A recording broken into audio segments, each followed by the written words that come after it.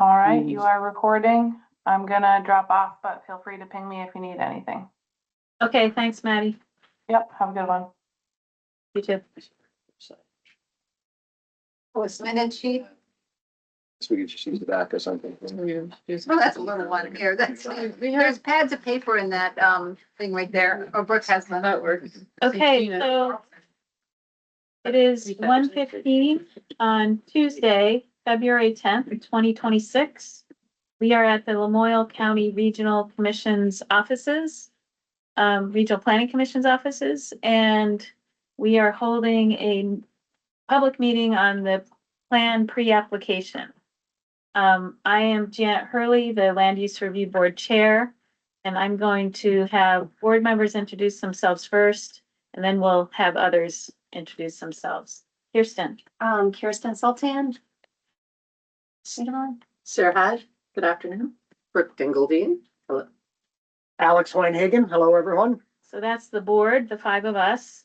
We have some staffers here. Pete Gill, Executive Director. See everyone. Catherine Gott, District 5 Technician. Nate Farrell, District Coordinator, Roving. Okay, and then we have lots of other people here. Do you want to, let's start with Seth and just go around the room and introduce yourselves. So I'm Seth Jensen, Deputy Director, Lamoille County Planning Commission. And Megan Roeder, Regional and Natural Resource Planner with Lamoille County Planning Commission. This way. Brent Raymond, Morristown Town Manager. George Cormier, Morristown Select Board. You want to hear me? Okay, Tasha Wallace, Executive Director, Lamoille County Planning Commission. Welcome. Thank you, Tasha. Kayla Magoon, Lamoille County Planning Commission. He's the chair of the board. Alec Jones, Transportation and GIS Planner. Sarah McShane, Town of Stowe Planning and Zoning Director. Okay, thank you for being here. Yeah, we have people on screen. And I can't see them. Maybe Tasha, you can call on each if they would like to introduce themselves. Linda? Linda Martin, I sit on the Lamoille County Planning Commission Board of Directors, and also I'm on the Planning Commission. Did you hear that? That The Linda planning- is on our board and she's also chair of the Wolcott Select Board. Oh, okay. Okay. And Carol? Carol Caldwell Edmonds. I'm on the Lamoille County Planning Commission for Belvedere. And do we have any others that? Alex Goddard from the Town of Hyde Park. Do you want to say something, Alex? Hi, everyone. My name's Alex Goddard. I'm the town administrator for the town of Hyde Park. And our select board chair, Chastity, may be joining us in a few moments. Great. And we have Tyler from Morristown. Do you want to say something, Tyler? Yeah, this is Tyler, zoning and planning administrator for the town of Morristown, and Adele will be joining us shortly here. I'm just trying to send it. And then I see we have Jen Mojo from A&R. Hi, Jen. Are you there? I am. Hi, good afternoon. Jen Mojo with the Agency of Natural Resources. Thanks. And I think we have one more staffer on there. Is Rebecca there?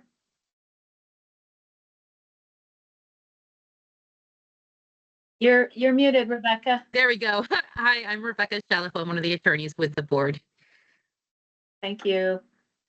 Okay, so we conducted site visits this morning, starting in Stowe, went through Hyde Park and then back down to Morristown here, had lunch here. So far, we've been subject to great hosts at each of the locations. Some of you are all here now, so thank you. So what we're going to do here is the Regional Planning Commission is going to present their plan. Then the board will ask questions of the Regional Planning Commission about the plan, and then we will open it up to the public. And I'll just explain the plan approval process too. So this is a pre-application. It's a less formal type of application in which the board is reviewing a draft plan. And the board has 60 days to review and provide comments back to the RPC. At the same time, we are also asking state partners such as Jen at ANR to submit comments to the Regional Planning Commission. And so, and people can also submit comments who aren't regional partners, but just interested people through the end of the comment period, which is Friday next week. The board will be formulating a written response that will give the Regional Planning Commission guidance as to whether their plan looks like it is compliant with statute. Are there any questions about the process?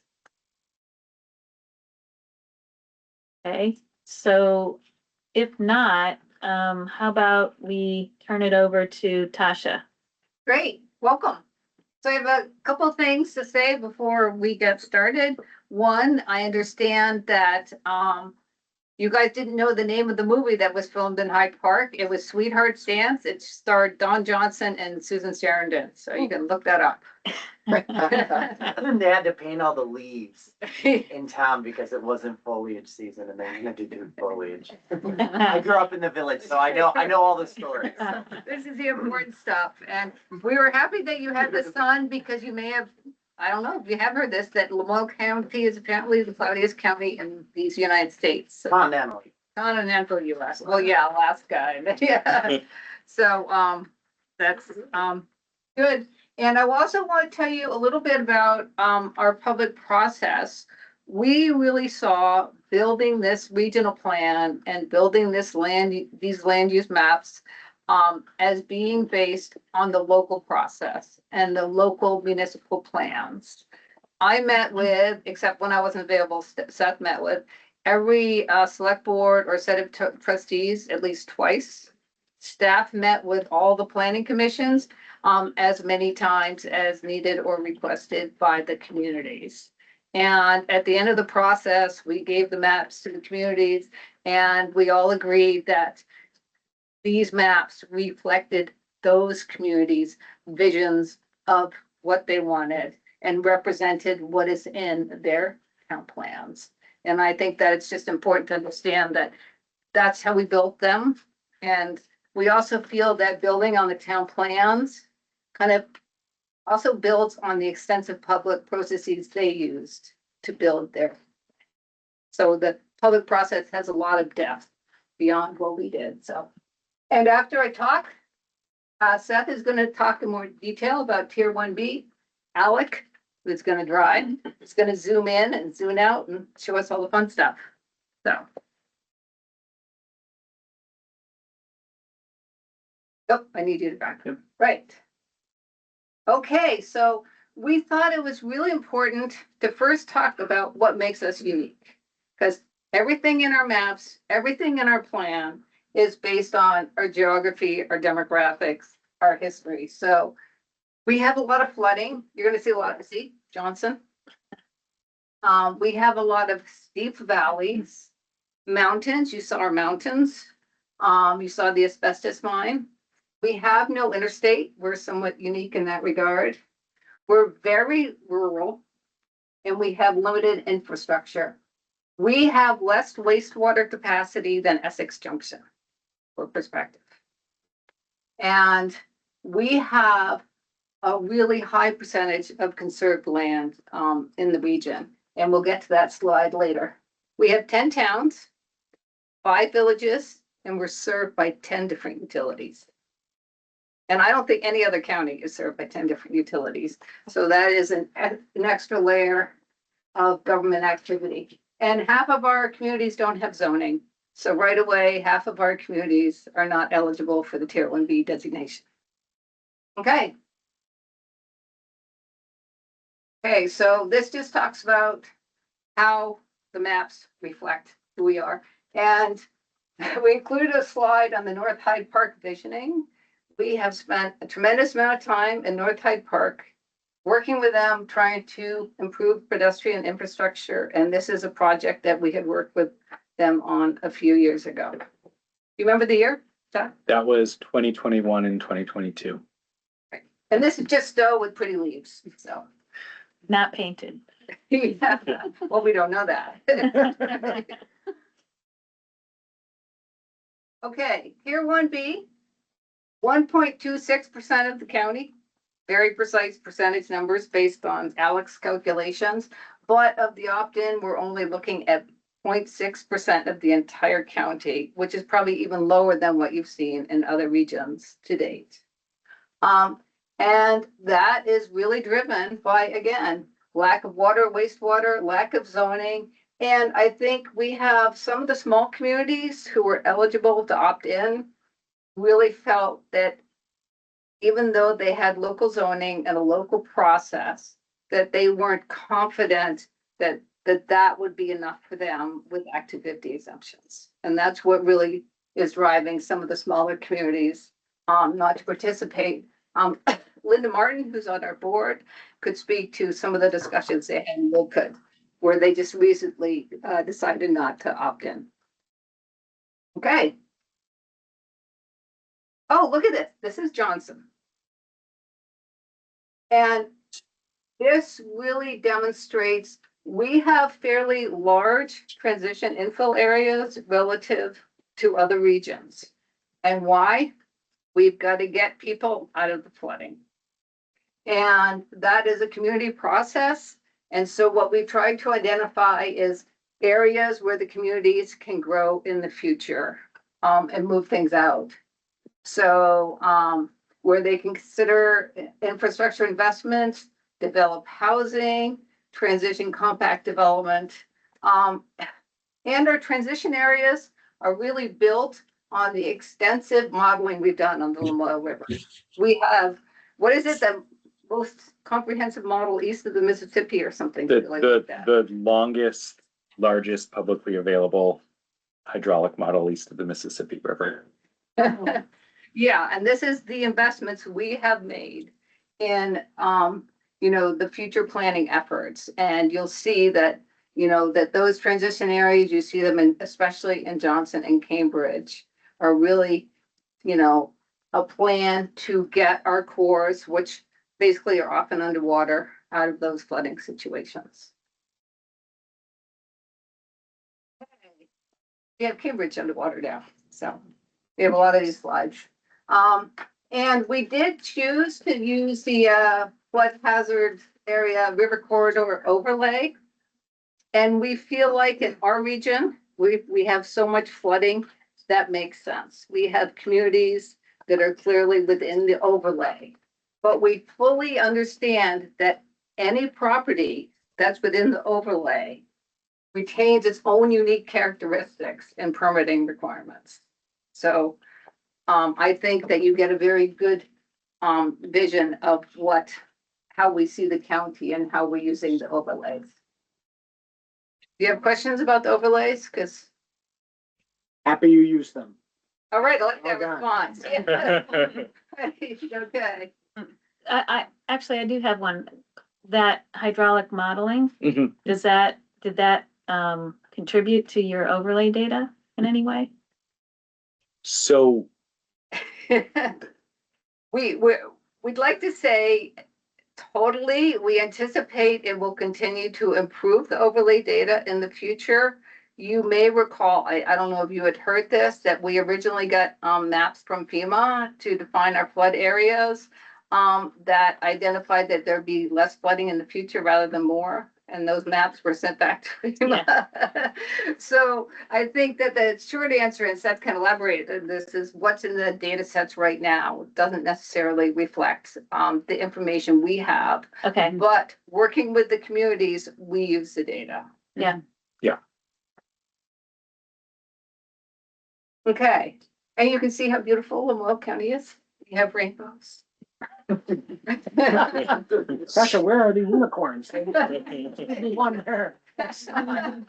It's just very far in the distance. Right, Right. At the end of the rain. But I think that in our future land use map, 93% of Lamoille County is mapped as rural.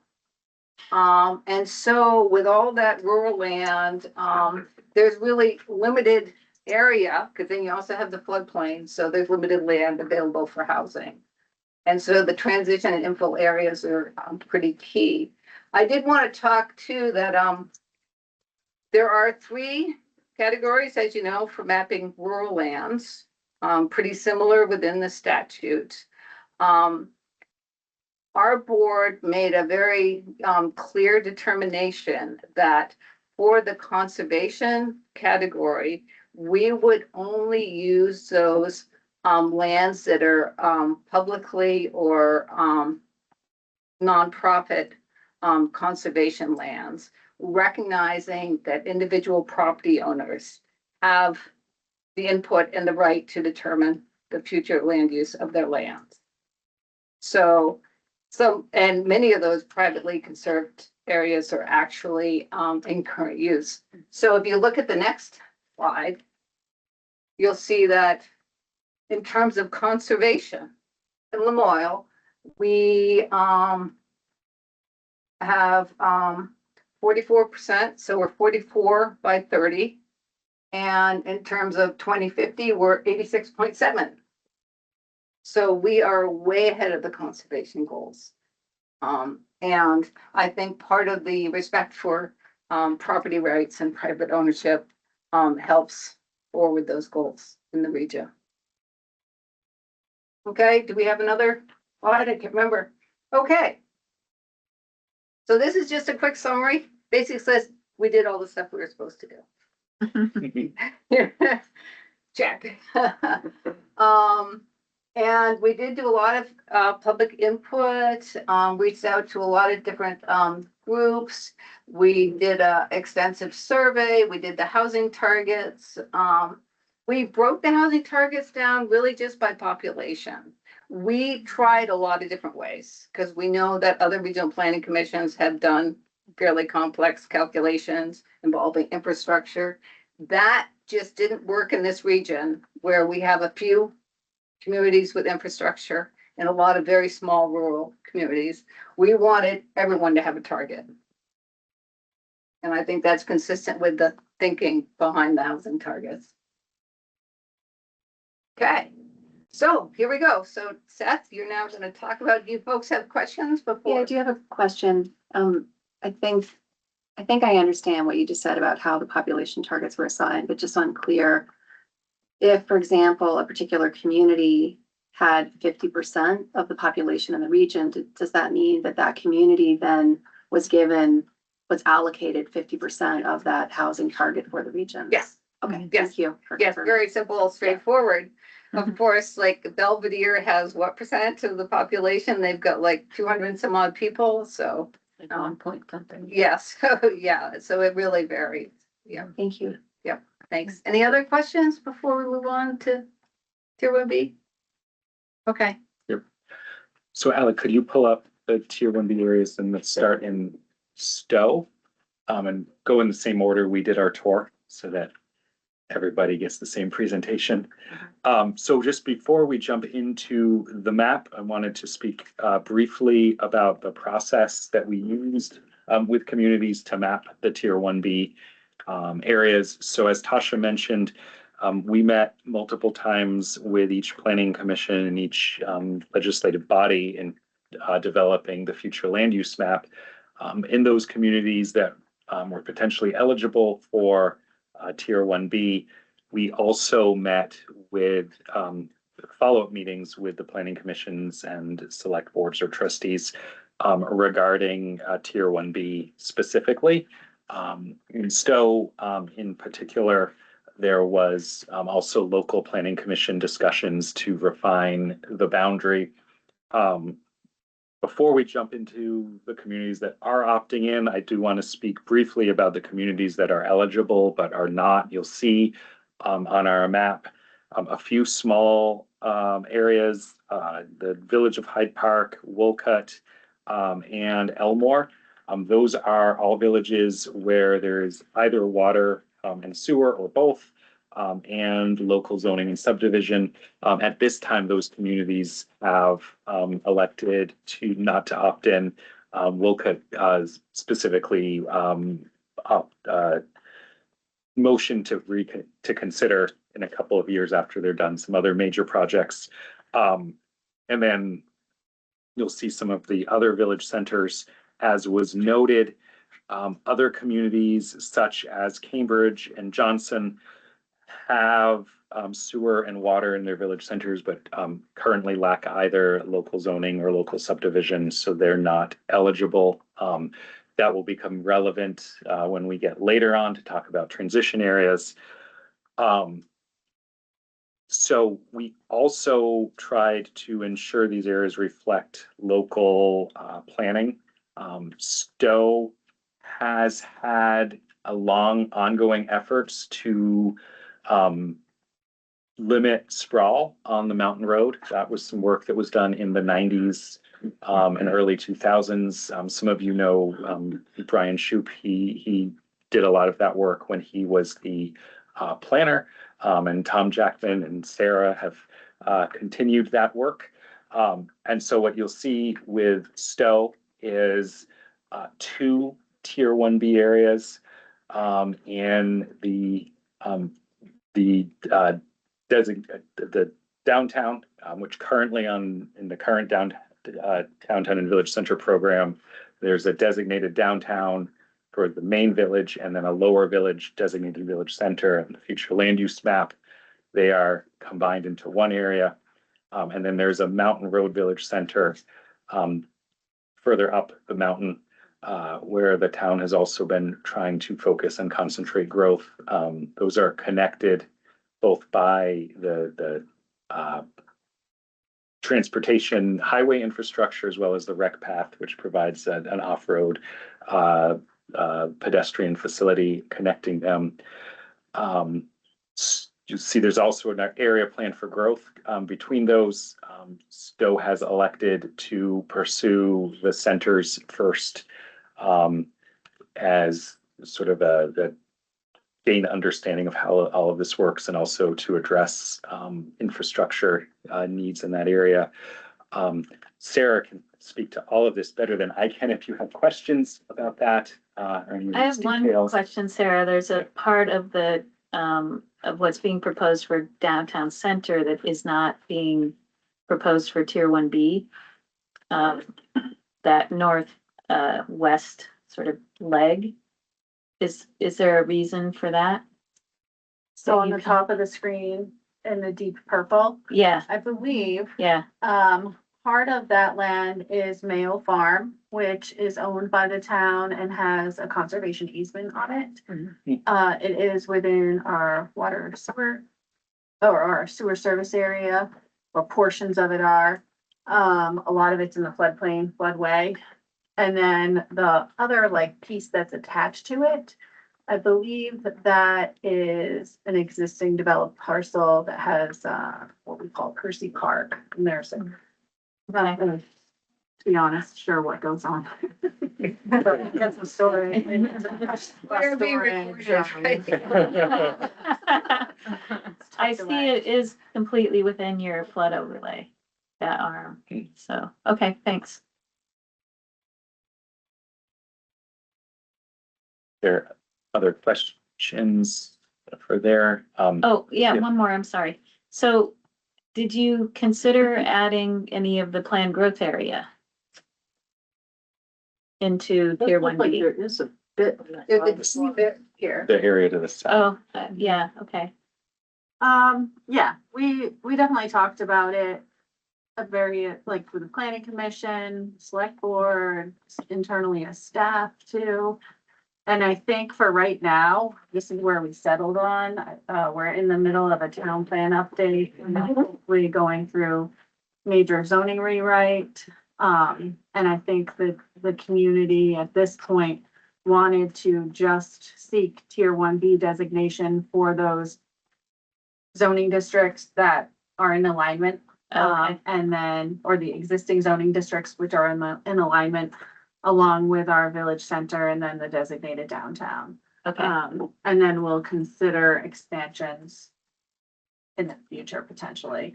And then the pink area, the Mountain Road Village, that has long for 20 or so years that was established as part of the Mountain Road rezoning in the late nineties, early 2000s, when the town ran water and sewer up to Stowe Mountain Resort in association with Stowe Mountain Resort's master plan. And so as part of that, there was a lot of things moving and shaking at the time. And the Mountain Road Village it's a zoning district that the tier 1B boundaries follow that zoning district. And it was intended, in addition to the Mountain Road Village, we also created the Upper Mountain Road zoning district, which is further up the mountain road, intended to preserve, even though there's water and sewer that go all the way up Mountain Road. That area has long, for 20 or so years, been intended to be more protected for scenic views and not allow the same commercial uses that are allowed in the Mountain Road Village. Is there a prohibition for new development hooking up along the road if it's not in one of those areas that is designated as So in the, village? long story short, but in the Upper Mountain Road District, which you'll hear us talk about the UMR district, there is an Act 250 permit condition that the town agreed to limit sewer allocations to new development in the Upper Mountain Road District as of March 2001. So properties within the Upper Mountain Road District, they are eligible to connect to our sewer system, but allocations are limited to what existed on the property as of 2001, which is why I think the pipe ran by. I see. Okay. But that district is not on the map that we're looking at, right, Sarah? Right, yeah. So Further up. The planned growth area that we see on this map presumably doesn't have any development restrictions at this time, Sarah? Right, yeah. But that other village center that you've indicated on the map, right, so this one. The one That- further up. That's around that, you wouldn't be allowed to connect unless you were developed by, what was it, 2000, what? 2001, One. or if you're in a PRD or PUD. Okay. Down here, further up. And Oh, there it is, yeah. right, yeah, that's our Thank you, Alec. secondary growth zone. Yeah. But there's much less development potential there, or even redevelopment potential. There's a lot in the Mountain Road Village, but the Mountain Road Crossroad, the one to the north, it's just not, it's not as envisioned. There's not there's not as much opportunity as originally envisioned. And I think too, if you talk to the Stowe Public Works folks, one of you go back up that with a smaller, tier 1B area, smaller than the area that's eligible, there are terrific, traffic constraints, within, Stowe. And they've done some recent studies where they're fully aware that development too much development could bring traffic to a standstill, and the community is on the list for certain V-Trans improvements. One of those involving Loose Hill has been delayed because of the V-Trans budget situation, but that is another factor when looking at Stowe as a whole. The final factor from a regional perspective, you talked about the housing targets. Currently, about a quarter of the sort of officially designated affordable housing in Lamoille County is located in Stowe. There was a finding of our recent housing assessment. There's also, especially in that planned growth area, a lot of current pressure for the higher resort type housing, and the town is having ongoing discussions about how to ensure that some of the limited land, sewer water capacity, and transportation infrastructure is used to meet housing that actually meets the needs of the local community and the workforce. So again, all of that drives to starting with the designated centers and then working out as some of these issues are addressed to the planned growth area. And I think although the map doesn't show, there's such a substantial amount of flood hazard area throughout, it bifurcates the It whole does. area. I just had a question sort of related to that about the, village area on the Mountain Road and Moose Hill intersection. And I think where some of that is PGA more so than the village, that area might be a little bit more expansive than limited infill in terms of along that, West Branch corridor is mostly undeveloped. Are there restrictions to keep things in that corridor from having substantial development in the flood hazard? So, so you're asking what the town's, the provisions of the town floodplain regulations? Right, because existing developed absolutely within the PGA area, however, some of those larger, maybe undeveloped parcels, I think there's an area, if I'm recalling correctly, that there's an open air, like farmer's market, different events, but.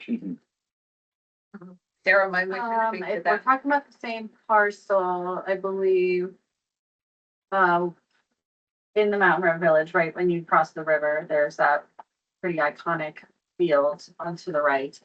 About a third of it or so is in the fluvial erosion hazard district and the rest of it's not. Or are you talking about outside the Mountain Road Village?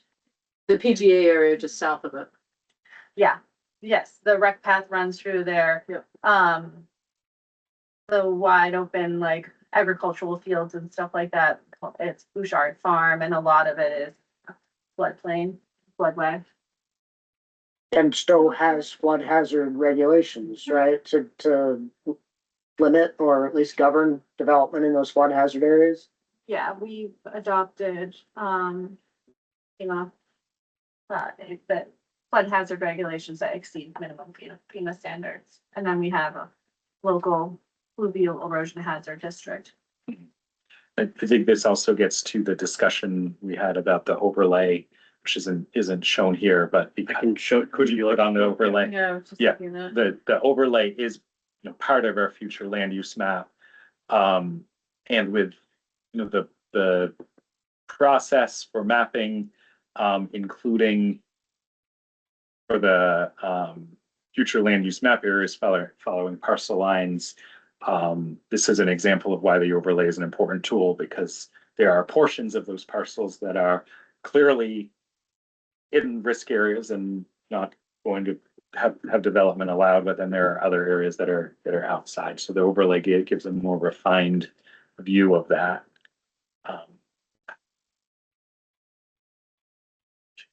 Alec, could you zoom out so we can see the downtown center? And is there a way to turn on the existing legacy designations for downtown village center, that sort of thing? we don't have You don't have those we reference just have layers? Are you on a web browser? yeah, Oh, well, you can look at our, viewer. And we can see that on our viewer. So I don't know if you wanna, have you looked at our viewer? no. Oh, okay. Yeah, it's okay. Okay. I saw them before. I just thought it'd be interesting to see them on Yeah, screen. okay. I can do that. Yeah. And with working with the town on determining the boundary of the designated, or new downtown future land use area, there was attempts to follow the relevant zoning districts and keep them intact on the future land use maps for consistency and how things were. There's a few minor pieces where that's not the case based on input from the town, but that's Right. how those lines were created. Yeah, my recollection from looking at it prior to this meeting is that there's a substantial difference between the existing designation area and what's proposed. That's all. Not that it's inappropriate, but we like to sometimes compare the difference. Do you want me to share it to the screen, Jenna? You want to pass it? Oh, yeah. Sure, if you want to, Sarah, quickly. Or I could, or no, I'm not on the meeting, sorry. And there was, the change in statute of the downtown the downtown designation really tied to the commercial and civic core.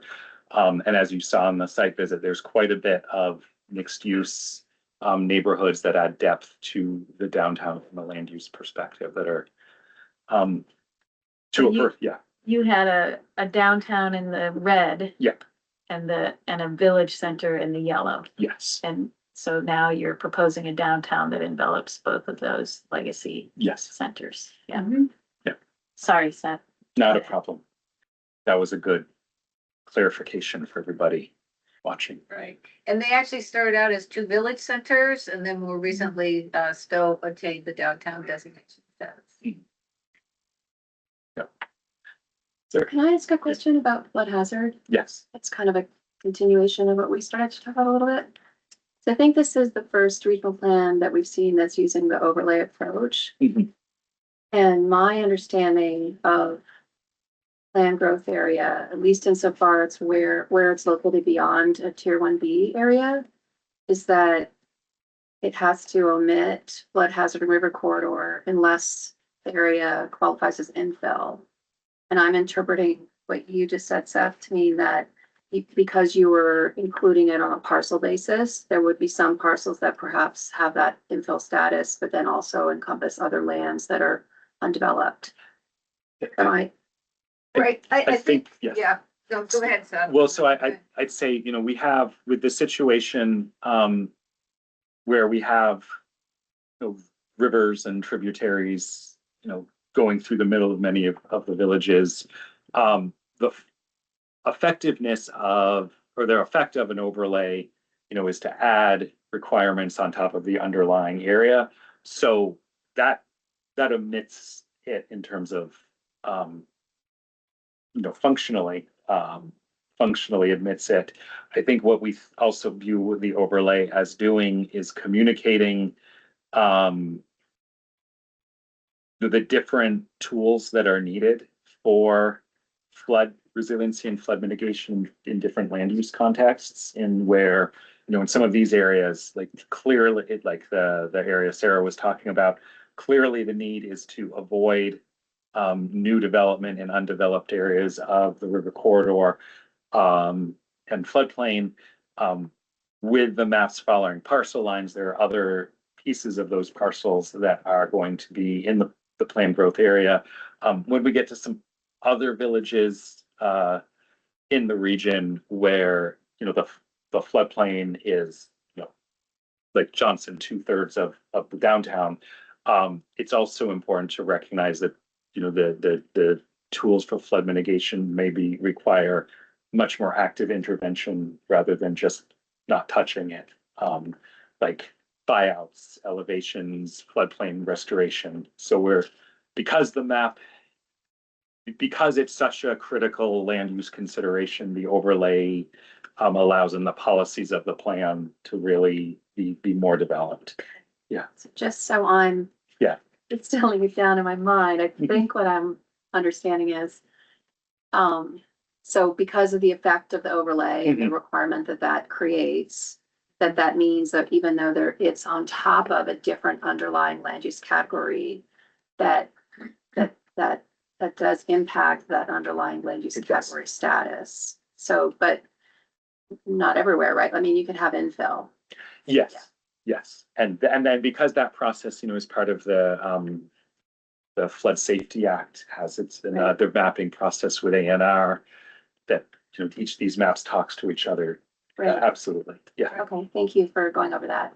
Right, and just a reminder that it is a future land use map. Right. And basically what overlay says, well, the future probably isn't here, so. Right. Right. Yeah. Thank you. Okay. I don't know if this is a question, but just so that I want to articulate conceptually what Kirsten is talking about. My understanding, because there's flood hazard regs and a river corridor regulations within zoning. So there is a regulatory process through which if one wanted to develop in the area of the overlay, it would have to go through zoning and would have to meet whatever criteria exist for the overlay flood hazard areas. For example, if that's consistent with or as stringent as federal regulations, it would be the equivalent of saying, hey, it's infill only in this area, perhaps, if that's what the substance of the zoning ordinance is. So from my perspective, I see the overlay as just a different mechanism to get to the same result. That happens to be within the control of the zoning of the town, and you're relying on those regulations. Yeah, I think that. Right. But there's lots of state regulations on all those parcels. Right, right. But just in terms of whether we're using overlays or whether you're carving something out from an underlying designation, the result is really the same. We want to make sure that there is control or mitigation or regulatory control over the areas that are problematic for development. Okay. Yeah. Yeah. I don't mean to No, that makes to sense. That's regurgitate. great. I'm trying to just embrace this and understand if we're all on the same page and reaching the same destination. Right, and it would just look weird if we had these bands of rural conservation or whatever you wanted to call flood hazard areas on the map. It would, I think, make it even harder to follow. And it may understate the risk too, because it's clearly a flood or erosion risk as opposed to a community green or park. And given the effect of flooding over the last 5 years, I think it's important that we're communicating risk on the map in that way. Yeah, I will say that if we're probably, there's, of the RPCs, we're among the most, I don't know, you don't want to say flood savvy, but flood aware. We have the longest model. Because we have the longest model, but I think most, so much of our planning is rooted in that flood risk. Yeah. And I think our approach really reflects our approach to that flood risk. Yeah. That's great. There are other questions in Stowe before we go to North Hyde Park? Go to North Hyde Park. Go to North Hyde Park. So, yeah, go ahead. As you're going through them, can you identify which ones are legacy in terms of village centers? Yes. Thank you. So North Hyde Park is also a legacy village center. When you look at your viewer, you'll see again the civic commercial core of North Hyde Park is smaller. It doesn't extend as far up and down Route 100 or down Ferry Street. However, the town has gone through very extensive planning for this area. The zoning regulations actually have a page-long purpose statement that we can send all of you, outlining the visions. And they've gone to the point of also, I guess we're handing that around, also outlining specific areas and neighborhoods within that with different design standards and goals. I think another observation for those on the site visit that you may have had was that it's currently a quieter village than Stowe, and there's some pieces of infrastructure like pedestrian infrastructure on the state highway that is yet to be present. The other spoke about the scoping study that the town is engaging in, the visioning process the community went through for some interim term measures. There are also provisions in the zoning that you will see for new subdivisions and new principal structures to install or contribute to build out of pedestrian infrastructure. I think another question that came up on the site visit was infrastructure. There is currently a fire district water system and some of those larger parcels on the edge that are also parcels outside of the flood hazard zone do have soils that are favorable for on-site. And so there's planning goals for rehabbing some of the older buildings on Main Street and Ferry Street, and then gentle appropriate infill in the village area surrounding it. last piece, and then I'll let the town talk if they want to. You'll see it's a little toothy.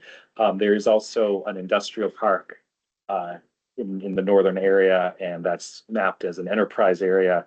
So not included in Tier 1B. Similarly, it's zoned locally as an enterprise business area. There was a question about this parcel that you There- wanted to put. There is also on the map that we handed out, one map showed the Millworks building where we all parked as within the village center, another as in within the enterprise. We're gonna work to clarify the town's desire for that parcel for our final submittal, and we apologize. Hopefully that's the biggest problem we find today. That's not so big. And just for the armory, that northernmost Yep. enterprise piece, and I have a question, and maybe the Hyde Park people can answer, but I noticed that in Johnson there, there's a transition infill. Yeah. That is very much abutting the village in Hyde Park. And are Johnson and Hyde Park talking to each other much about their plans there? Do you want to address that? Anyone from Hyde Park, or do you want me to jump in on that? Go ahead and jump in, Seth. I'm not familiar with any previous conversations with Johnson on that. So that's the market that serves as the grocery store, general store is on the Johnson side. You'll notice it changes to a transition zone. There's some physical disconnect, and Johnson, being a town without zoning, it could not be mapped as a village area, so it's mapped as a transition infill. Yeah. There haven't been as much discussion with Johnson, not because of lack of desire, but because of lack of capacity. Our visioning work with the town really began in 2021 and 2022. And there was desire. Hyde Park has done coordinated work with Eden. Eden's plan actually identifies their primary village center as North Hyde Park. The newspaper got confused and thought that North Hyde Park was in Eden. Yeah. So there was also desire on the part of the town to reach out to Johnson starting in 2023. That was on the to-do list, and then Johnson's attention was drawn elsewhere because of the floods. Yeah. But that's a good point for long-term planning.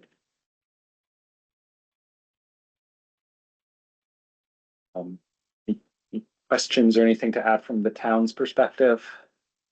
And did you have any questions about the village of Hyde Park? How do you pronounce the name of the river? No one knows. Okay. Oh, the Gihon or the Guyon? Gihon or Gihon. Some people even say Gihon, and I don't know how that's there. I've heard it in Eden. In Eden, they say Gihon. Yeah. Yeah. Both are correct. Yeah. So So basically, yeah, whatever you think. We got all the funny words. 90% of people outside our borders don't even know what Lamoille, don't know how to say it. yeah. Right. But it's actually, Eden was, I guess, founded by a gentleman who wanted to offer it as a retirement place for, was it revolutionary soldiers? And that's why the river is named after one of the biblical Eden, Guyon. The Guyon was the river through the Garden of Eden. We're still waiting for the influx of retired revolutionary soldiers. We're moving these Thank you days. for reinter that. Yeah. Okay, Questions? Morristown? Morristown. So just a note as we're moving down to Morristown that the town is still deliberating on the recommendation for boundaries, sort of the potential areas are the downtown area there that we walked in the site visit, and then the larger area plan for growth that includes some of the neighborhoods to the south of the village, and then the north end, which is a currently mixed use and commercial area. The north end, and unlike a lot of areas that were built out with retail and plazas in the 60s through early 2000s, has an intact grid which is a pretty unique feature that does, lend itself to redevelopment if desired by property owners in the town. I know there have been some questions about the south end and or the area around the hospital. You'll see the hospital is in a transition area. That's reflective of the current bylaws for the area around the hospital, which are really medical uses and housing as accessory to medical uses, as opposed to the more residential and mixed use vision of the planned growth areas. I know there's a process for amending maps if the community were to amend those, but as we've talked about, we really worked to ensure that these maps are reflective of the goals of the community as the current, and planning being an iterative process that could change. That just is where that is at this point. So we also have folks from the town. If you have anything to add, or if you all have questions. And I'll just add that this is the legacy downtown that was just regained by the community last year. Yes, last year. I have a question. The hospital is located in the transition area and outside of both the Tier 1B and PGA. And it seems like an area that could be included, but just curious as to thoughts. Yeah, and that really is based on the vision of the community. Right now, additional housing development in that region is restricted in their bylaws. And so we imagine that quite possibly in a future land use map that we would see expansion of the planned growth area. But right now, this, I think, as Seth said, really reflects the vision of the community. And I will note that that location where the hospital is, it's really the end of the sewer line. And that area abuts a rural area. So for it to become more planned growth, I think they would need to look at how they want to deal with that kind of whole area. And especially since it's so close to a very much a rural and agricultural section. There's a horse farm right next to the hospital. And it did very quickly with the horse farm, and then some land that was actually subject to some sort of mitigation for a major master plan, very quickly transitions from the built up area to rural after the hospital. It's also adjacent to the golf course, which I believe we were told is town owned. It's owned by the village. Oh, it's owned by the village? Yes. So it's a public course that anybody can use, and okay. People ski on it in the winter. It's fine, obviously. And that's in the planned growth area, but I suspect it will remain green space and not be developed. There's no plans for development. Yeah. There are some residents that speak to me about wanting additional recreational uses, and but I refer them to the village because it is the village property. And that's, village trustees. I just realized that we have artificial intelligence that's gonna try to draft some minutes. And it'd be good if people said their names. So I'm Janet Hurley, by the way, and so when we speak in the room, I forgot this. It'd be helpful to say your name before you start speaking. Thank you. So Brent Raymond making the comments so far on behalf of the town. We also have Tyler Mesha online. I don't know if he wants to add any additional comments for on behalf of the Planning Commission. I don't really at this time. It is on our, not this agenda, but upcoming agenda to, make some recommendations to the select board about where we think the appropriate, constraints are for the tier one, the tier 1B area, but that's something that we are discussing. But I do think also Copley, the golf course has some restrictions on the land that its uses can only be, I think, for a golf course, park or hospital or something like that. So I don't think you could ever put a house in it. Okay, thanks. Yeah. I can speak to that a little bit more, but George Cormier, Morristown Select Board.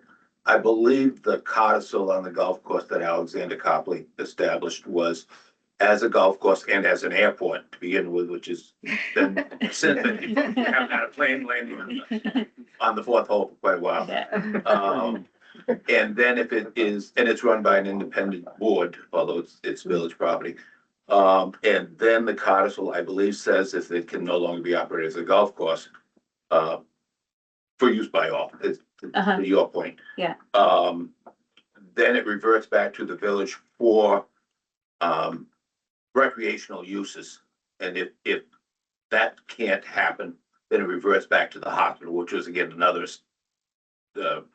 donation that Alexander Copley made to this town back then. So I believe it's a tiered codicil about what happens to the land if it's not a golf course.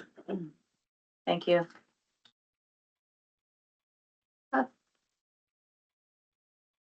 This is Kirsten Saltan. So Seth, maybe before we leave Morristown, I don't know, I don't want to prolong your presentation or disrupt it or anything, but I do have a question about the village centers, if I may. I think if we've done the tier 3, my gosh, the tier 1B, the 1B, Jensen, tier 1B. yes, the 1B discussions. So if the board is ready to transition to other areas, the village centers make sense to be the next one to go to. Okay. Maybe we could scoot over so we Yeah. can see them both. Yeah.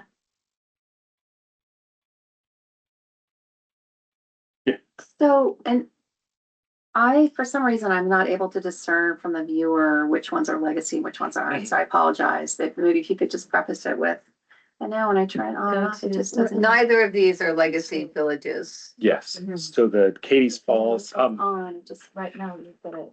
in your packet, I think this is probably the best way to do it. In your packet, we have all of the village centers, and so I can go through those.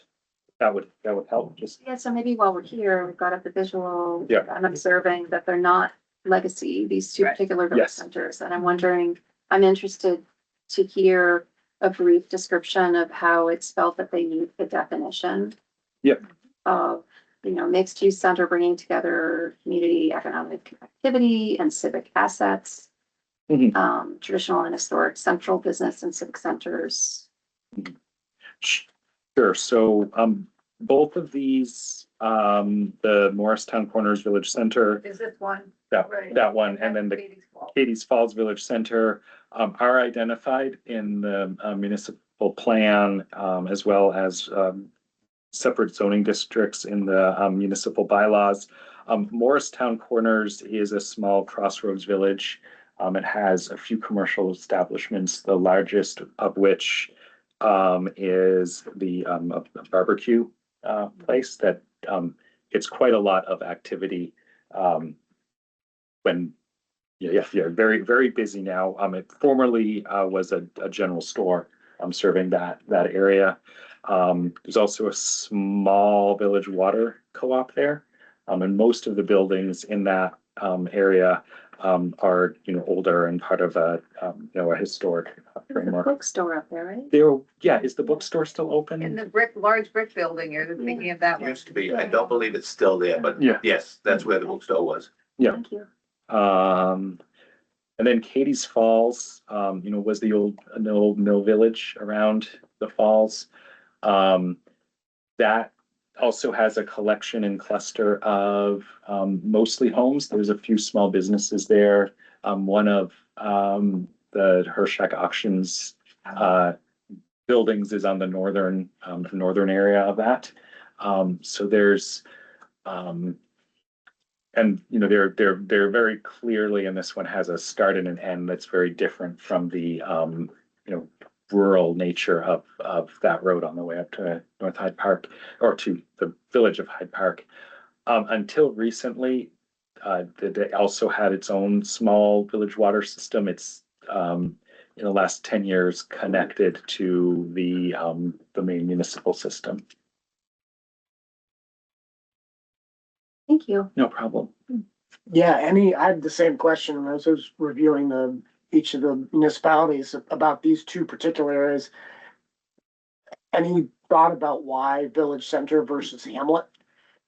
I think in part, the fact that they, have infrastructure and given that our region is very limited in terms of infrastructure, recognizing, that felt important. Yep.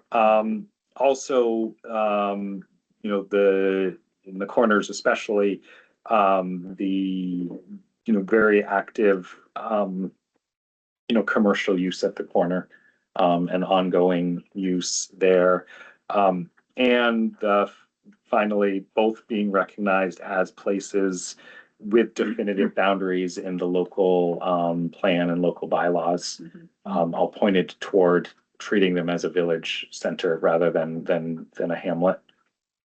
And I'll just go back to that very small percentage we have of, here would be areas and even downtowns and villages because we are so rural. And so if it meets the standard, we're trying to make it work. Thank you, Tasha. Are there other villages that aren't legacy? But Cambridge has a legacy. Yep. So the Cambridge Village and Jeffersonville are both legacy. The Cambridge Mountain Village Center is new. The Cambridge plan has recognized this as an area on Route 108 south toward Smuggler's Notch, as an area where there has been more concentration of development, and also an area that is in proximity to Jeffersonville, one of the legacy villages, but up high enough that it is safer from flooding.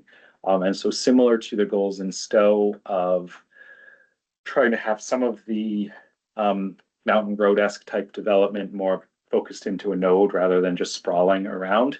It's a goal here, but also for Jeffersonville and Cambridge in particular. And for those of you, Jeffersonville is a village within Cambridge.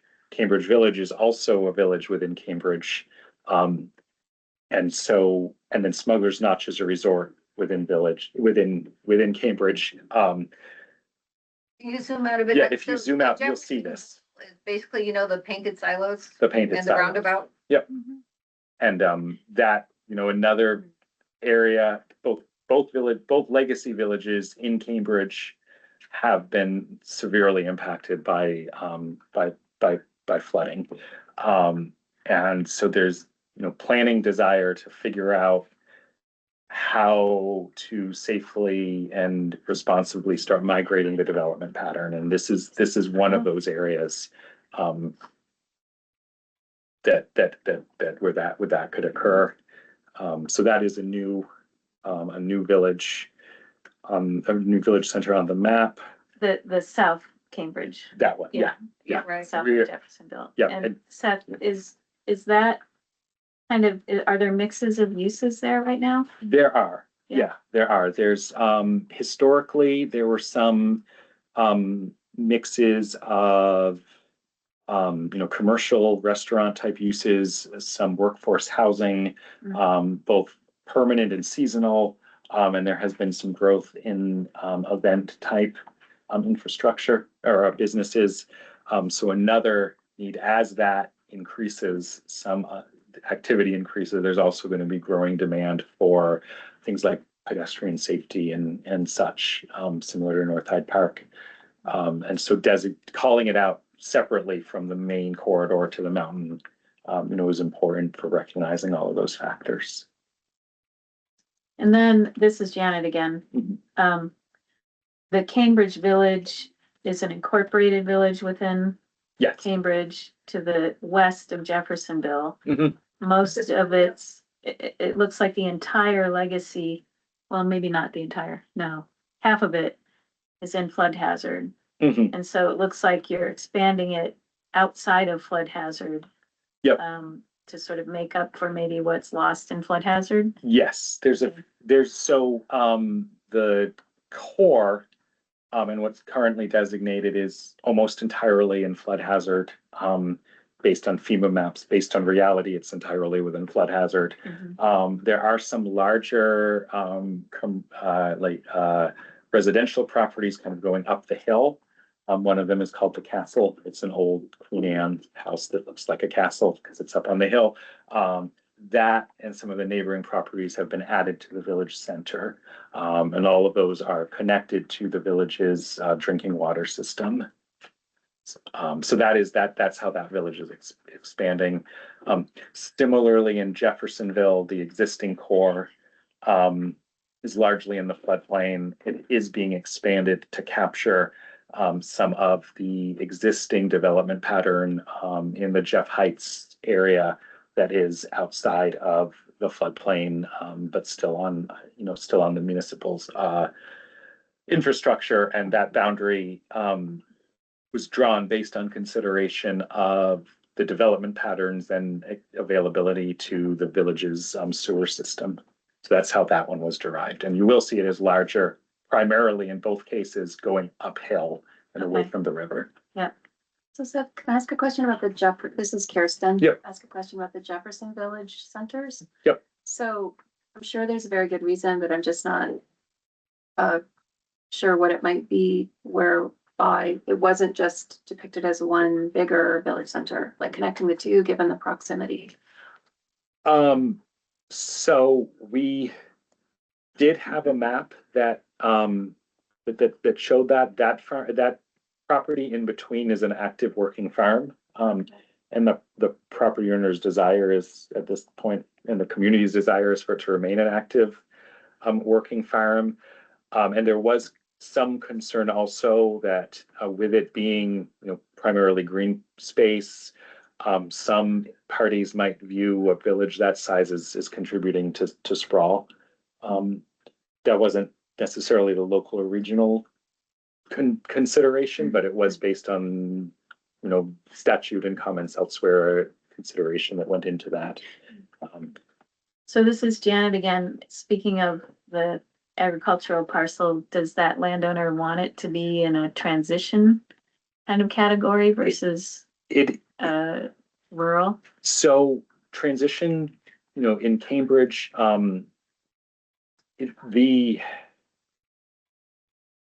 I think the property includes the farmstead as well as the old, you'll see the enterprise area as a gravel pit. Yeah. It's a single parcel, and it is a fairly dynamic mix of agricultural and other types of enterprises that, given being on that route, transition where there may be different things in different parts of the property made sense. Yeah. That's a good question. Can we go to Belvedere? Let's go to Belvedere. Right. I think that's where our other, So there's a hamlet in Belvedere too? Yep, so Belvedere has identified 3 specific nodes. Belvedere Corners, which is the farthest west, Belvedere Center, which is the center, and then Belvedere Junction, which is this area that is shown as a transition area.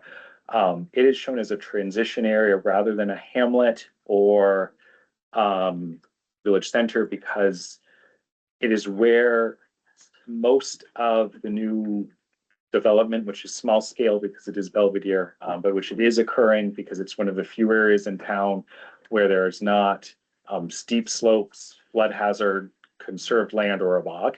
And even it is partially in a bog. And the sort of historic farmstead at the corner that made it the junction is no longer there. And there didn't seem to be a land use area for its historic because it used to be there, but what's there. So that's why it's shown as transition.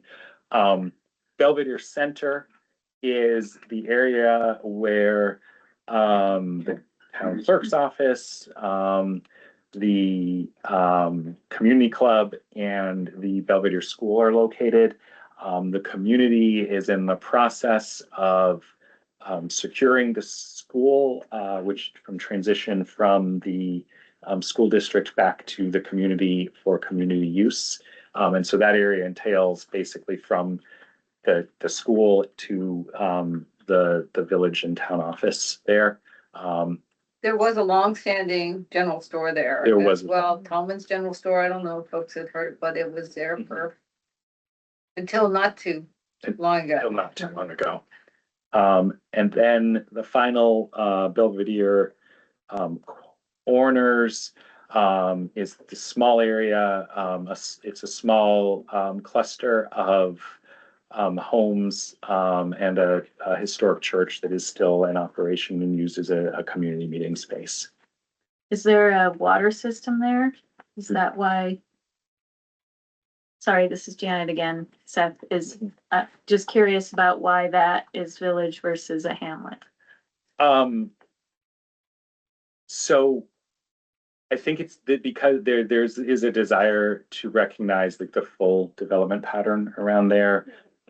It's also not within the village, but several of the historic bridges are all within that. So it's kind of a place people congregate and then go visit the bridges. And technically, though, this isn't in statute because it's the argument I lost. In terms of English common law, if there's a church, it is not a hamlet. Because a hamlet was a civic, a community without a church that used a parish elsewhere. But I know that's not the statute. But Yeah. it is. That's why we have a contest here, stump set. But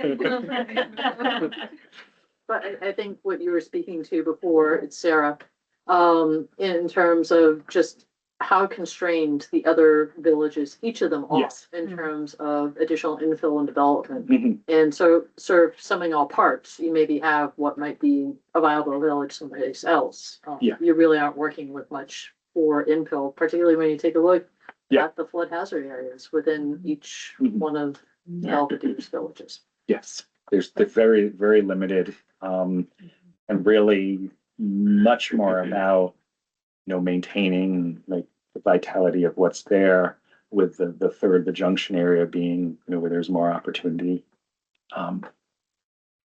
This is Janet again. It's coming on 2:30 and the board has been asking questions as you present, which I think is fine. But we did put a break in here at 2:30. So Steph, if you want to do one more town maybe, and then we can take a break. I think in terms of, yeah, in terms of non-legacy new villages, the only other new one is Moscow in Stowe. And so that is, a very clearly intact functioning village recognized in the town plan. There's also been a lot of investment by the electric department on rehabbing an old mill and surrounding mill buildings. And so it makes sense to recognize it as a village, and this follows the town's mapping of that area. Do you have anything to add, Sarah? Yeah, the boundaries are the same boundaries as our Moscow Village Commercial Zoning District, and we had contemplated seeking village designation for it, but our current town plan didn't have strong enough language in it to seek that designation. And they have their own parade. They do. Very eclectic. No water and sewer. So this is Janet. How about we take a break and come back at 2:45 with further presentation and questions from board. Is that okay? Mhm. There are cookies and crackers and cheese. And seltzer, and you guys want Seltzer? snacks as well. You can get up and walk around. There's a lovely We're downstairs, moss, kind of decorative stuff. There's a dog grooming place in the back if you brought your animal. So, Here, do you want to put the holding screen on? did you pause the recording? Can't do I that. might be able to. One of the crackers are one of these. Cheese. Yeah, you do that, I can put the holding screen. Man, yeah, got me through. Peter can do it for. Thanks for coming. Yeah, it's on the.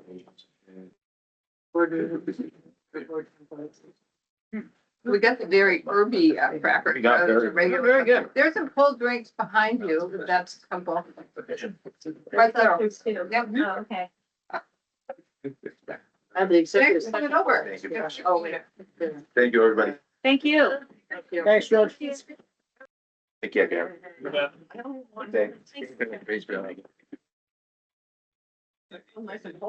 Not doing much. Oh, yeah, I peek in the reset. Oh, there it was. I win. Oh, you got it up. Thank you.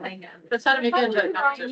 And is he still around? Years ago, He was a transportation planner and he's decided to move on. I think he's wanted to do different things. So, He, for about a year. That's went down for to Yeah.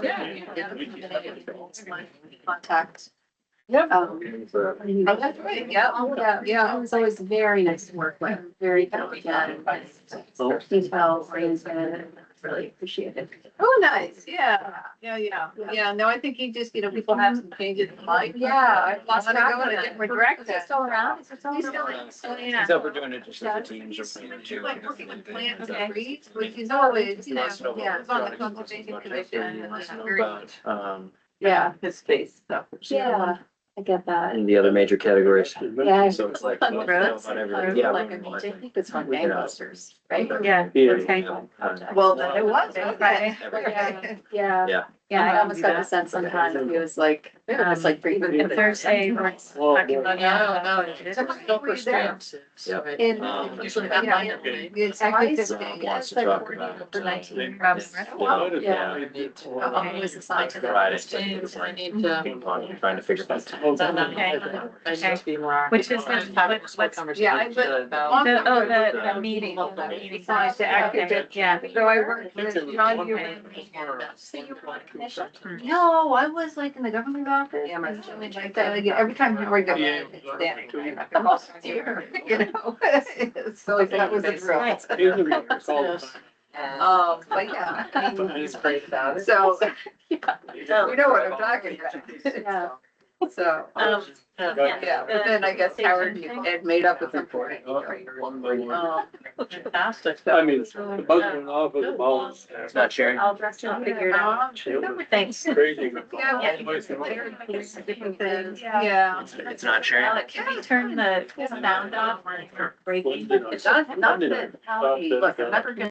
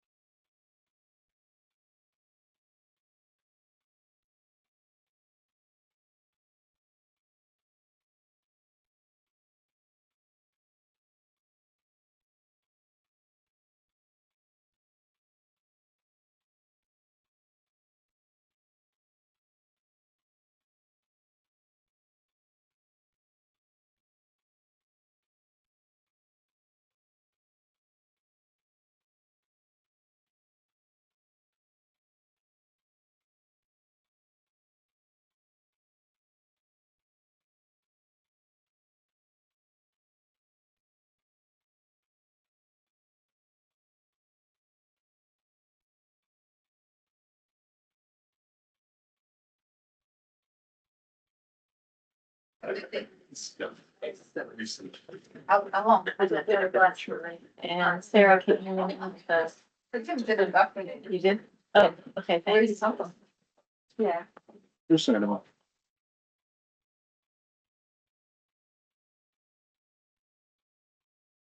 Okay, we are about to reconvene our land use review board meeting.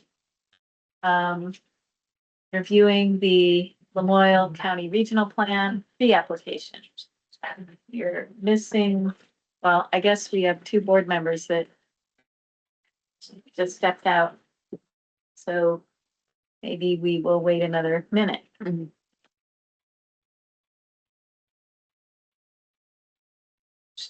Just went to use the bathroom. One did. Look for Alex. He'll be here. There is a like outdoor shop across the way. Yeah, that's probably where Alex went. Or he went back to get another sandwich. Right. We're good. No one's found Alex, huh? No, but we have a quorum, so Seth, we turn it back over to you for maybe just going through the last few villages that weren't legacy or that are legacy in Elmore, Wolcott. And are there any in Hyde Park Village is a legacy. Yeah, so other legacy villages, Hyde Park Village, is a legacy village in the middle. But there's also our county seat. The boundary has been adjusted slightly again, similarly to capture the residential and mixed use neighborhoods surrounding the core. You'll see on the north of Route 15 is mapped as transition. So within the core, the village of Hyde Park has both water and sewer, drinking water and wastewater infrastructure. The village of Hyde Park was actually one of the first soil-based community systems in Vermont. And you'll see the lower area that's mapped. There's some large green fields. Those actually are the disposal fields for the wastewater system. The side roads north of Route 15 that are still in the village limits are in the transition area, mostly because those are mixes of availability of infrastructure and local planning goals. So not quite rural because of that availability of infrastructure. Also because of the proximity to the regional tech center and high school, but also not quite village. So the transition is the most rational choice there. Is that regional tech center what I see in the yellow? So is that rural general? Yep. Okay, thank you. Yeah. And you mentioned the treatment fields. Are they within the proposed village center boundaries? They are. Can you zoom in to the Depot Street area? They are. There. Okay. Is that right, Seth? That's the backup field. There's a larger field further south. That is, I think, in the enterprise area. Yeah. Oh, wow. Okay. Yeah. Thank you. Yep. And that's also right along the rail trail. And the village of Hyde Park, in addition to having been a movie set, is also a county seat. I think A shire town. As your plan pointed out. Yes. So other legacy villages, Waterville, which is in northern part of the county, also has a designated village center. Small village center that includes the municipal office, the community meeting hall. There's a very vibrant general store, as well as a post office in Waterville. And it looks like you're maintaining the exact same legacy boundaries. Yep. That. Okay. Yep. Boundaries there are staying the same. Elmore, small little village along the lake, which has the Elmore store, which after hiatus has reopened, as well as the Elmore School and the Elmore Town Office and some of the surrounding. That boundary is largely the same.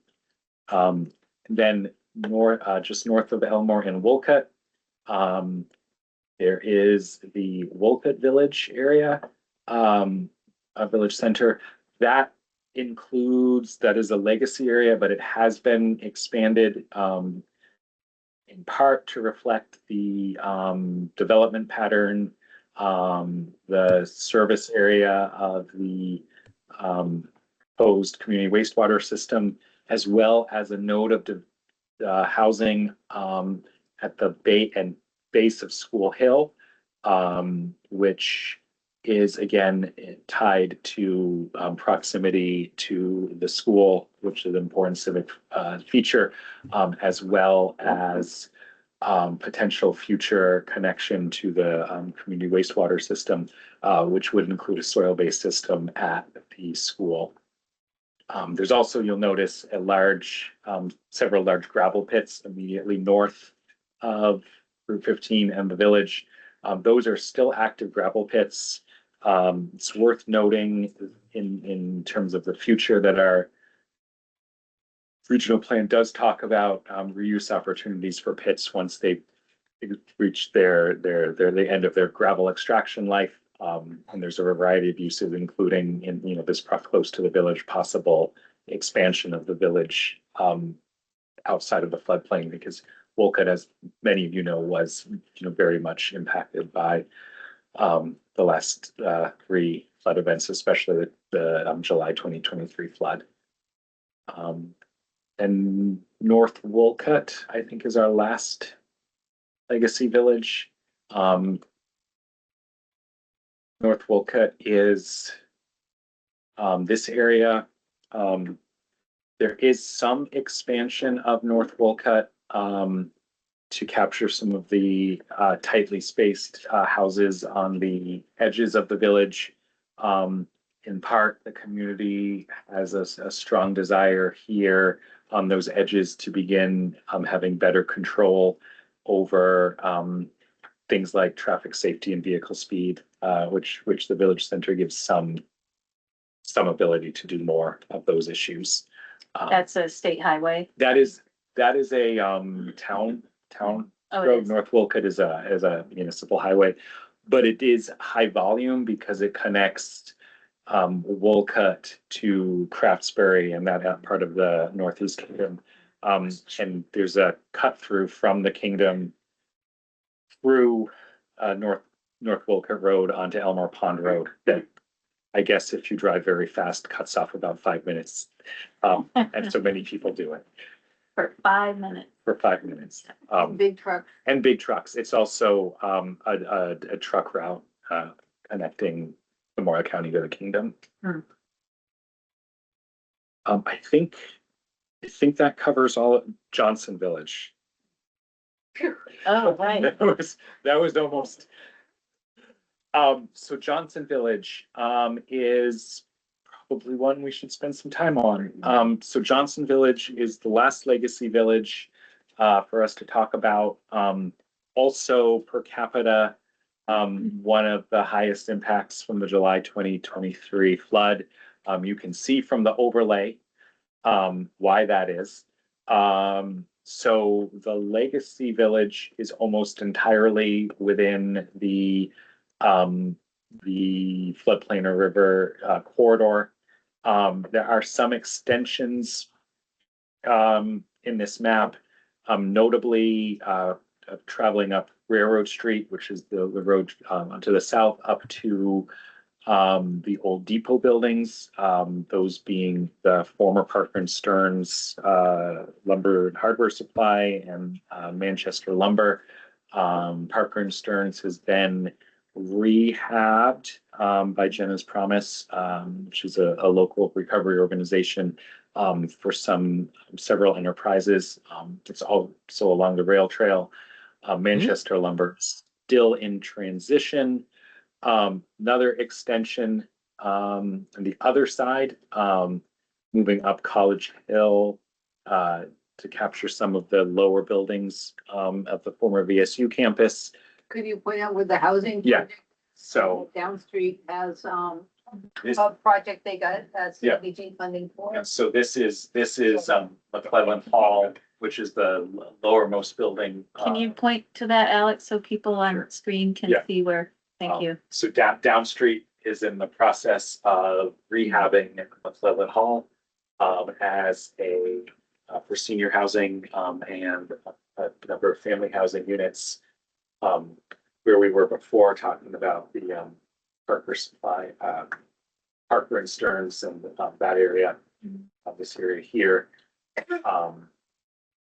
You'll also notice a feature of this map is fairly encompassing transition areas on each corner of the village. So due to the flood impacts in Johnson, there are ongoing local discussions about the need to shift the development pattern away from the river, but still maintaining the vitality of the village. These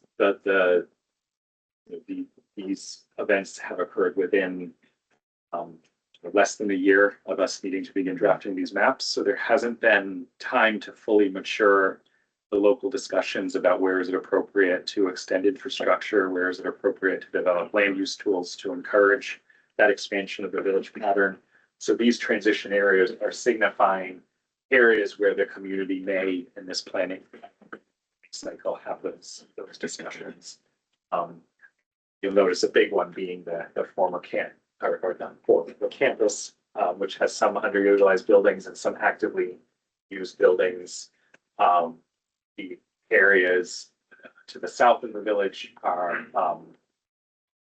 town and village-owned properties that are currently used for operations that potentially could be used for others. And then a parcel that is being considered for industry and mixed use. So that's all why those are mapped as transition. They are not mapped as village or areas planned for growth because of what we talked about before, which is both of those require local land use bylaws, and those are not currently in place at Johnson. And we'll just also note that, you know, as part of this movement to move away from the river, there are several large commercial properties that are going right in the core of the downtown that are going through the buyout process. And we're working with the community to replace those in green or recreational space, whatever's appropriate. But that will really change kind of the nature of the core in a lot of ways and help kind of enhance that movement. Tasha, if they're going through the buyout process, are they interested in relocating or just going out of business? So the Union Bank has a location. They're not relocating right now in Johnson, but certainly they're not going out of business. There's one right across the street there. The Johnson Health Center is planning to relocate up on the Johnson campus, hopefully, which you see there. And then Sterling Market, which was the large grocery store that's downtown, we're still not aware of any move to relocate. It is worth noting that with Sterling Market having closed since the flood, and this is the backwater of the Lamoille where it meets the Guyon there, right? That big middle of it. There's not sort of a full service grocery store on the Route 15 corridor anywhere between Essex Town and Morristown. So that's been a very significant loss. Actually, Jericho in Underhill Flats now has a store. I should know that. Good point. So Jericho to Morristown. There's the small. There is a small, one of the successes of flood recovery is this in this area outside of the flood hazard core. A local business has opened a general store that is in an old building, and it is very active. And they have food. They have food for both prepared, fresh, and Okay. grocery-esque. Yeah. They're ahead of Sarah had, in the room, just a question about Johnson State Campus. I think you touched on some of it. So some of it is, well, the bulk of the campus is transition. Some of it is village. And given the fact that in terms of some of those local dynamics of trying to look to move things up higher on the hill, I think you touched on some of the zoning pieces, but was there thought given to having more of the campus designated village versus transition? I think there was discussion about how far into the campus the village center should go as a planning area. One of the concerns, honestly, about extending it into the full campus was how that would meet the scrutiny of the state review. So if you're providing feedback that perhaps it should go, that would be something we would consider with the community. I think just being aware of the struggles that Johnson has had, and how proactive it's been with addressing them, that it's quite reasonable, just as one board member, to look at extending it into the larger campus, especially when you take a look at the flood hazard area that Johnson has from the confluence of the rivers. It's, there's really not a whole lot of space to be working with, even though you have increased some of that legacy and some of the legacy area that you've increased. It was interesting, we overlaid it with the state historic district. The legacy district was not fully inclusive of that state historic district. You've picked up more of it now by some of that increase. But And insofar as your plan talks about there being a housing need in Johnson in particular because of the campus being there, maybe, convincing people to map more as village center would be helpful in terms of getting more housing. So on that front, so this property is actually being transferred to Down Street to allow this activity. Okay. This whole thing is owned by the state college system, and we have been mapping by parcel. So that might be one of the challenges. Part of it, yeah. Yeah, is this the whole thing? Yeah. But we have been having active, ongoing conversations with the university about helping them identify opportunities for redeveloping some things. And they are actively talking and thinking about housing and things like that.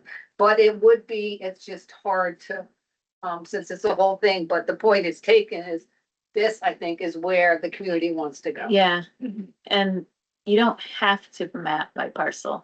Right, right. There can be reasons that it makes sense to stop, right, halfway across or, Or the village line is. Right. But we also probably might want to check with the school first. Yeah. Yeah. I'll throw out as another board member, I had also wondered the same thing about, the relationship of that campus to the village, and I'm familiar with it. I know, you go up a somewhat steep hill, right? And it sort of has that, there's a little element of disconnection by virtue of that topography, but of course people want to be uphill, right? There's those flooding issue. So, and I also think one thing that's really attractive about this location is right now, the sewage treatment plant still has not been rebuilt. It's got a interesting jerry rig trailer thing that meets all the state standards, but it's not a sewage treatment plant. In terms of redevelopment, the campus has all sorts of water and sewer allocations, so it'd be much easier for them to do stuff than anywhere else. Because they hold that allocation. They hold those allocations, so we're very cognizant of that as well when we talk about redevelopment issues. Alex Weinhagen just pointed out that there's another boundary that you could think about, using, and that is the village, the municipal village boundary. We could look at options. We of course have to have any change at this point through by the college, the town, the village, and then our board, but those are options that Right, that's also, again, in the future, you know, that this is like, in a future land use Yeah. map, these Yeah. ideas that we might, you know, we're working toward those ideas, Yeah. I think is what. Yeah, it does seem that these transition areas, as particularly in Johnson, are just sort of throwing possibilities at the map. Which possibility will stick in terms of these transition infill areas is unclear. I was curious about the one on the other side of the village center where you said it's town and village owned and there's some operations there. But when I look at it, it looks like a whole lot of woods to me. Unlike the Johnson campus that, you know, is a developed or partially developed area. So it is a whole lot of woods that was formerly associated with the talc mine. And so the community acquired the talc mine and or the talc mill and is continuing to use the buildings. Some of the deeper portions of that were part of the talc mine, but there are gentler, untalcy portions of that property, and given that it is community owned, it's a potential. It, unlike the campus, does not have a sewer water allocation or infrastructure in place, so there are probably more barriers to that than the campus. Yeah, both of those parcels seem like they're asking to be split to me. From a mapping standpoint, you know, clearly the southerly one is adjacent to some conserved land, and it seems hard to imagine infill in that most southerly portion of that wooded area. I would imagine it would be more likely closer to the road, right? Similar with the Johnson State campus, right? The most northerly portions of that transition infill area would likely be prohibitive in terms of infrastructure costs to do much that far away. Right. So a couple of things, again, that we really built this to respect the guidance, the town plans of the village and the village plan, and the relationship with the university, which is so important. But also just reminded that within this purple area, you know, we've done the hydrological modeling. We're right now doing a project called Holmes Meadow, which is basically at the bend of the river, taking out a whole bunch of soil to lower flood levels. And with the hydrological modeling, we've identified projects that could reduce flooding as much as 3 feet. So Wow. there, you know, there is some hope for, you know, again, we wouldn't, you know, do extra stuff in the village, but I think it just creates better protections. We do these mitigation projects. Wow. And it, Kirsten? Yeah. Oh, no, I'm just impressed that there could be a 3-foot reduction with an individual project. That's fantastic. we did 2 projects in Jefferson Village. One rebuilding a bridge that was holding back the is it Seymour? The Seymour? Brewster. The Brewster. It's hard to keep track. And also a culvert that pulled floodwaters away from the community back into the Lamoille. And what were the reductions from that? So They were, depending on the location, between 1/2 foot to 1.5 foot. It's significantly the modeling that we did was based on the spring 2011 storms, which hydraulically were very similar to the Halloween 2019 storm. And the target area for kind of the modeling was reducing flooding enough to protect the senior housing in Jeffersonville. And it was successful in the Halloween storm at eliminating flooding at the location and the surrounding neighborhoods, as that was the benchmark. And similarly, the July 24, December 23 floods were similar scales and also avoided flooding. The July 23 was just such a big scale that the only larger flood on record was the 27 flood, but it did extend the time for evacuation for about 45 minutes. Which is significant. It shifted. You haven't. Yeah. Yeah. So just, and I'm understanding that it's the RPC that did the modeling. yes. Contracted for it. Well, yes. Yeah. Yes. that I mean, we're in lucky itself enough is a to big get- investment. Yeah, yeah. and Is that been grant very- funded? Yes, It was. It Yeah. was, many different grants. many over different many grants over years. many years. Yeah. The most recent from the US EDA, we should probably acknowledge the most recent funder on the record. Yeah. Then we also recently have a $1 million CDBG DR grant to further explore the projects and ideas that came out of the modeling. So we're really excited about that. Take some of the stuff to the next level. Thank you to the grant funders, but good work, good initiative. Amazing. So that's the land use map. Do board members have any questions on the map? Land use map, Yeah, before we maybe ask questions about the the plan. plan, or start talking about the plan. The really short plan that you all noted was really short. Just a minute on that, Natasha, just a minute. I know I had some questions, but I think many of them were answered. Let me just see if I can bring them back up from the digital purgatory that my computer was in a moment ago.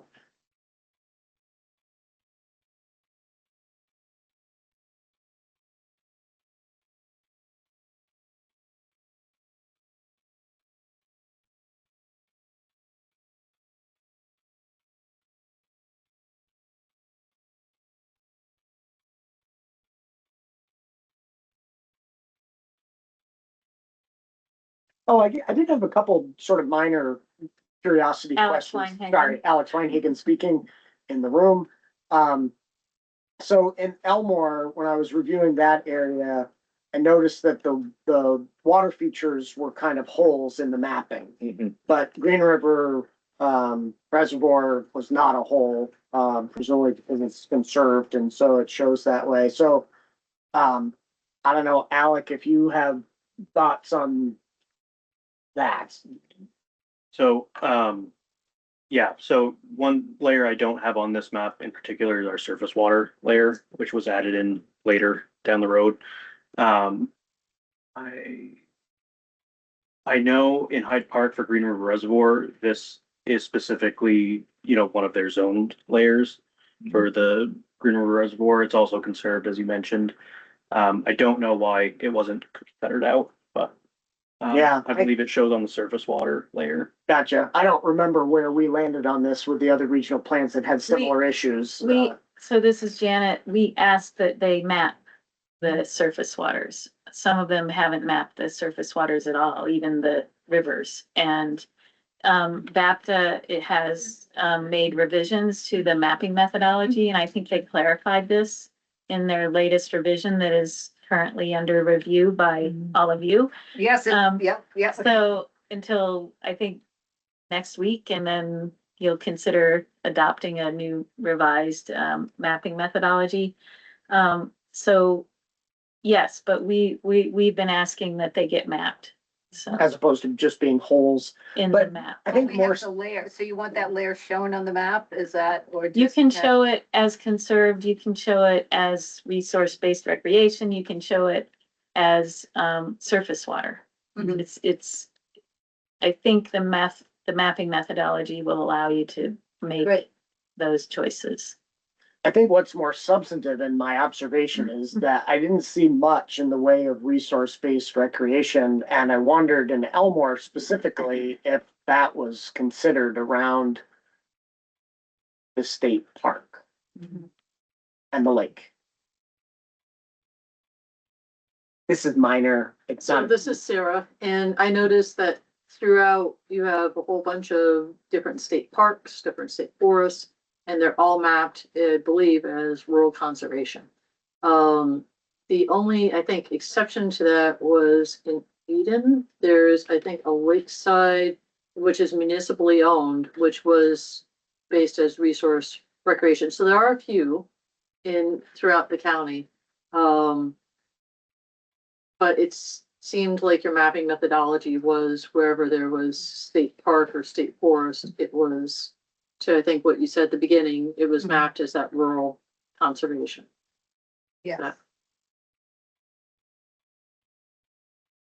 And we do have, of course, two big chunks of recreation-based activity at Stowe and Smuggler's Run. Yeah. Yeah. Including, I think, the Boy Scout camp at the top of the lake of in Eden. I think that was Let's see. not, I mean, no, it's not mapped as resource-based oh, recreation. okay.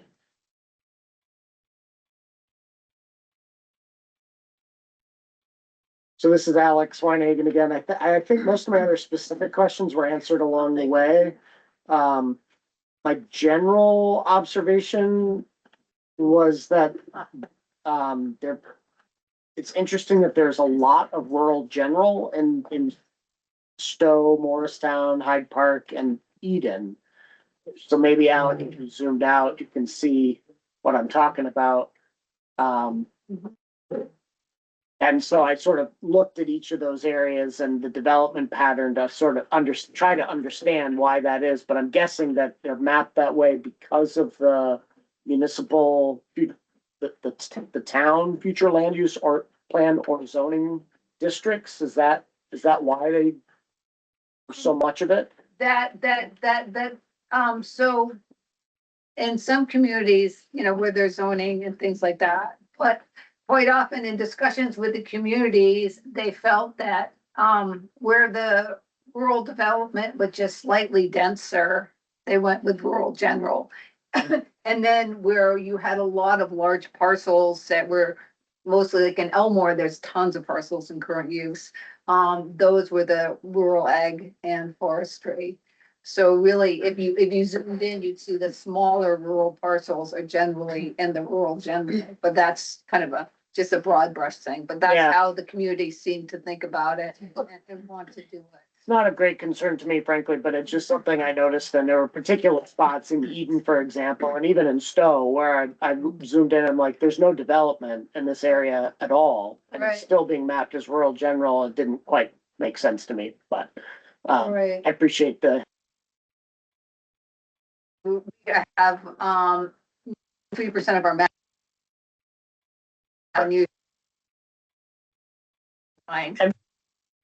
Categories, yeah, there's no. Hey, guys, we're losing the audio from you. It's getting choppy. Okay. And the video dropped. Questions?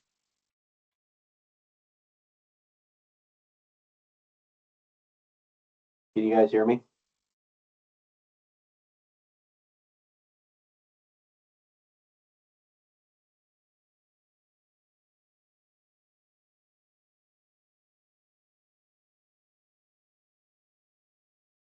I can hear you.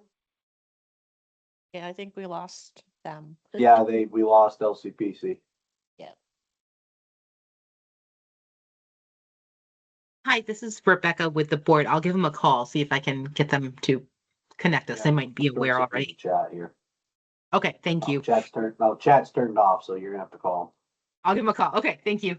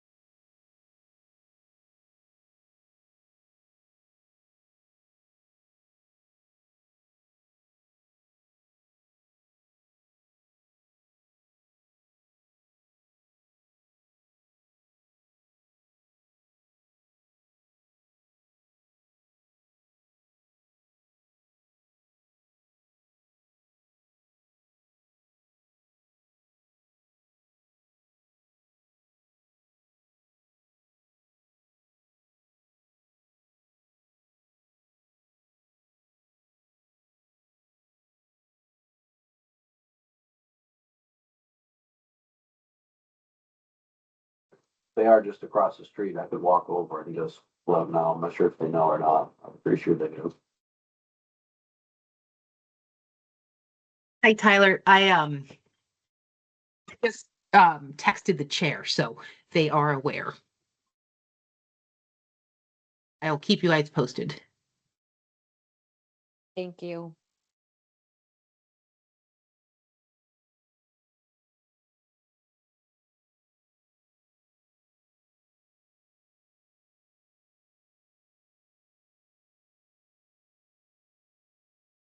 Okay, so they are rebooting the camera. It's called an owl right now, and hopefully that's going to fix the problem. So stay tuned.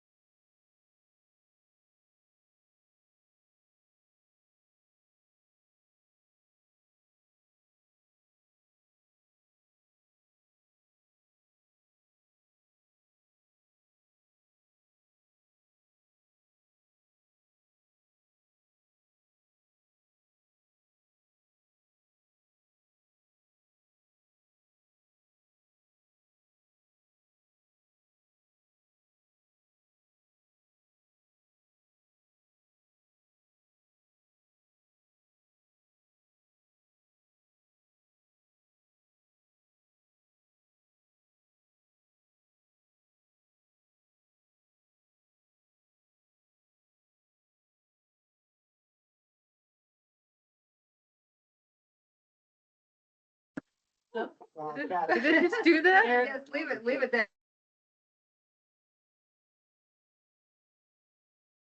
To each other there in the meeting. Wait, Somehow it's we- gone now. That's it. Okay. It's loading. Okay. Oh, it's coming. We're Okay. coming.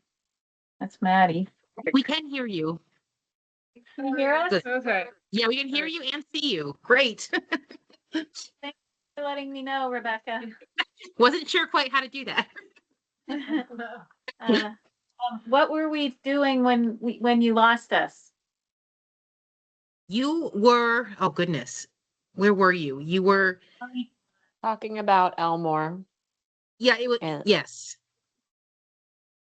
You're talking about Elmore. Were you talking about the lakes? In the lake and the resource recreation. So right before you started the plan. Okay, so we had just started talking about the plan in general, and Tasha was giving us a sort of general overview about the plan. She wants the plan to be something that people can go to various chapters when they're looking to make, grant applications for whatever information they might need. She did acknowledge that people have said it's long. She might hear a little bit more about that from at least one board member. So I don't think you missed much more than that. I think you're up to date. And Tasha, did you have any other general comments about the plan before? No, just that we certainly reviewed it in detail to make sure that we felt that we met all the Act 181 requirements. And we're really just here to answer any questions that any of you may have encountered in reading the whole thing. Okay. So this is Janet Hurley, board member. It is long. And the board doesn't have authority to say your plan's too long, right? Not one of our review criteria. It's not one of our review criteria. I gave the same feedback to Rutland. Theirs was long too. But insofar as the board is supposed to look at whether you're engaging the public in the development of the plan, but also in your activities, that I feel like as an individual board member that these plans need to be shorter somehow. And then I think there are ways that you can do that. And I'd be happy to discuss them with you offline, because I don't think, unless the board agrees with me, or disagrees, that I don't think that the board has authority to say this plan doesn't pass muster because it's too long, right? But I do think that I think I could be helpful in making it more accessible to users. So we appreciate that. So we'd love to get your suggestions on that. I don't know if we'll be able to do those things in the short time. Right. But we do have a very engaged regional plan committee, and I'm sure that they would be happy, because we can always do an amendment. We Right. can, there'll be more of tier 1Bs, hopefully. Right, down the road. So send us your suggestions and we'll see, how the committee chooses to proceed with them. Yeah. I think that's fair. Yeah, okay, thanks. I would like to ask about the housing targets and the, how a little bit more about how you arrived at, well, I guess you did tell us, you did it by population simply. And I guess the question is, how did you determine that your areas with your transition infill were going to be large enough to take those housing targets? So we basically did the best we can. We tried a whole bunch of routes to get there. And I think we got there the best that we could. Interestingly enough, Belvedere is meeting their targets. I think because, a house here or there is right. All they need. So, but we feel that we've identified those areas where the housing can go. And there are communities like Stowe, which have huge challenges because there's a lot of development, but it's mostly, they're having huge discussions about short-term rentals, second homes, the ability to house a local population in the community. Yeah. So I think, and we talked it through with all the select boards, and it was kind of interesting for them to, they've all started thinking about, how will we incorporate these into our plans. Some already have their plans. They're in the current process of being updated. Can I ask a follow-up question about that? Sure. Just as Kirsten. So I had the same question. I'm just wondering if the different avenues that were explored to consider that included looking at zoning for the towns that have zoning. You get to that level of detail with. Well, we get to live, and it was just hard because half have zoning and half don't, and we wanted to be fair and treat all of the communities the same. And then, when we looked at some of the other ones, it's like, Morristown has actually had a tremendous amount of housing investment in the past 10 years. And there were some, individuals who are concerned that they just got a whole bunch of housing, and so we kept moving things around to come to that conclusion where we did it by population. And in a way that's seems to be looking at it and looking at the areas, because we did do that comparison. We just didn't come up with the numbers. We kind of looked at the communities and say, well, where could it go? Mm-hmm. So, but for those who didn't have zoning, you don't have like density limits or even minimums. So how did you determine whether you have enough areas identified on the future land use map that can accommodate that growth? Well, for example, I think back to Belvedere is a great example because they did not have any designated villages before. And we worked with them to identify both those two, new villages and the transition area, which is actually where a lot of the development has been happening. So we have tried to create those proxy areas where they didn't exist in some communities. Okay.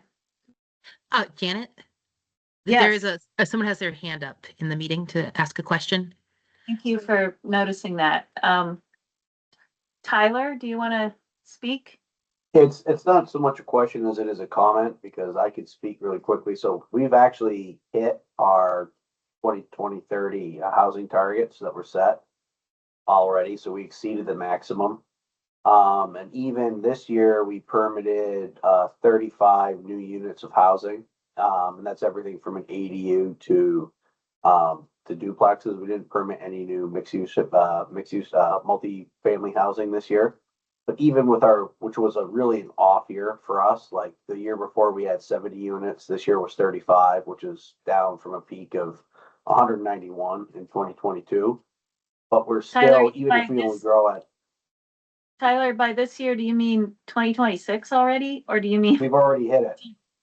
Oh, wow. We hit our 2030 target already. One per day. And if we continue to build out at the 35 units, like per year, we would hit the low end of our 2050 target, assuming all we did was stayed the same. And again, I think, while I don't think we'll necessarily always see 191 units, I think 35 may be on the low end, but we'll see. It's something I'm tracking moving forward. But even if we kept it at 35, we'd hit our target by 2050. Excuse me, by 2050. Thanks. And that's Morristown. That's Morristown. It's Yes. for those who don't know who Tyler is. Yep, Tyler Misha, zoning and planning administrator for Morristown, for the record. Sorry. Thanks.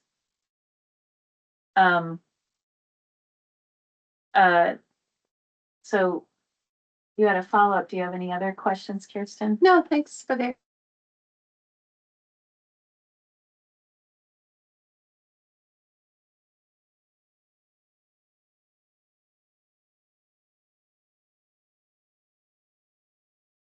And they're going.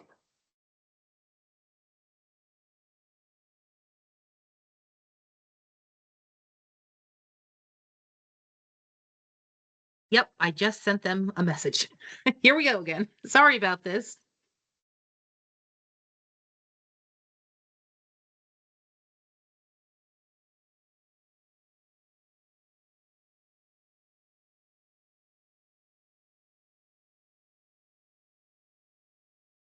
Is Al coming on?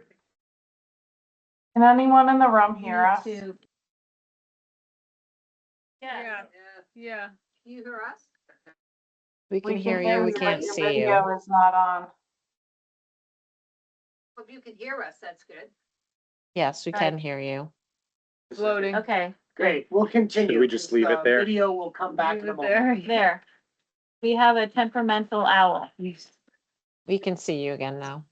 Okay, thank you. Go ahead, Sarah. So I think I'll just trim down my questions and I think I can offer them more formally, but some interesting things. Your demographics actually, at a time that the state is decreasing household size, decreasing populations, yours increased slightly. And just curious, there wasn't a whole lot of dialogue in your plan about it in terms of what might be driving that, if it was just a census miscount or and this was like 2010 to 2020, so before the pandemic even. So I don't know, I'd just be very curious to hear a little bit about that. We have been the second fastest growing county in the state for some time. And it's often mentioned in our other documents. But thank you for picking up on that. I think that there are a number of reasons.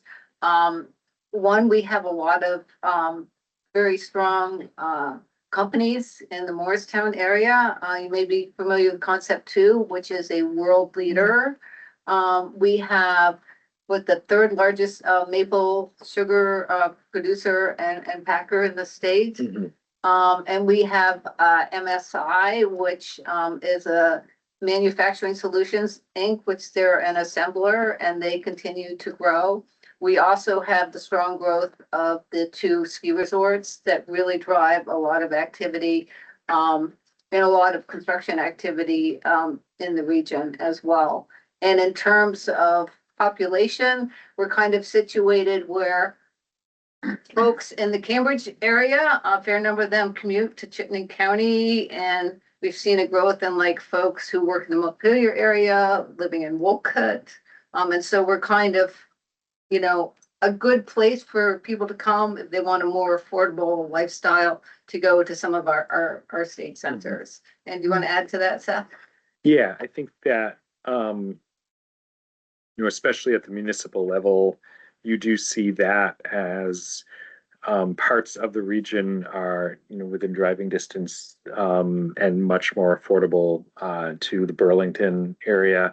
And there are other parts of the region that are accessible to the Barry Montpelier area. And again, especially prior to the pandemic, there was like also a clear differentiation in housing prices. For a while, there was also, we were starting to see some commuting in the Eden Belvedere area to north and to the Newport area, and parts of the kingdom for employment as well. And again, especially prior to the pandemic, it was, the region was still an area where people could still afford entry-level housing or rural housing. And then have that job centers, just a little bit farther away. Definitely the housing and land cost jump since the pandemic is shifting that. When I was working on the Wolcott plan back in 2015 or so, we also, a point that there was a lot of the census data was picking up a lot of conversion of mobile homes to stick-built homes. So suggesting that, people at that time were buying, and I think you still see this with some of the older housing stock, buying and replacing to utilize the highway access and well and sewer and such. And that could lead to, a growth in the household size as well. Thank you, because it's Sarah again. I think that helps because I also had some questions around the commuter patterns that you spoke about in the transportation section, because you noted that you have an increased number of people working from home, but yet your vehicle miles traveled, your commutes were increasing. And so that was sort of an interesting, like, well, if you have more people working at home, but why are your trips increasing? I think that story that you just told, so I think there's a little bit more storytelling that could go on behind some of the demographics, particularly that you just said, which I think it's great that you are growing in a positive way. I think just other couple of comments to echo a little bit of what Jan said is you have a lot of great content. I noticed that the way that it's structured is the policies and actions are first, and then you get into the background after. In some ways, just as a planner, I know what a TDM is, but you would have it up in the actions and then you'd explain it.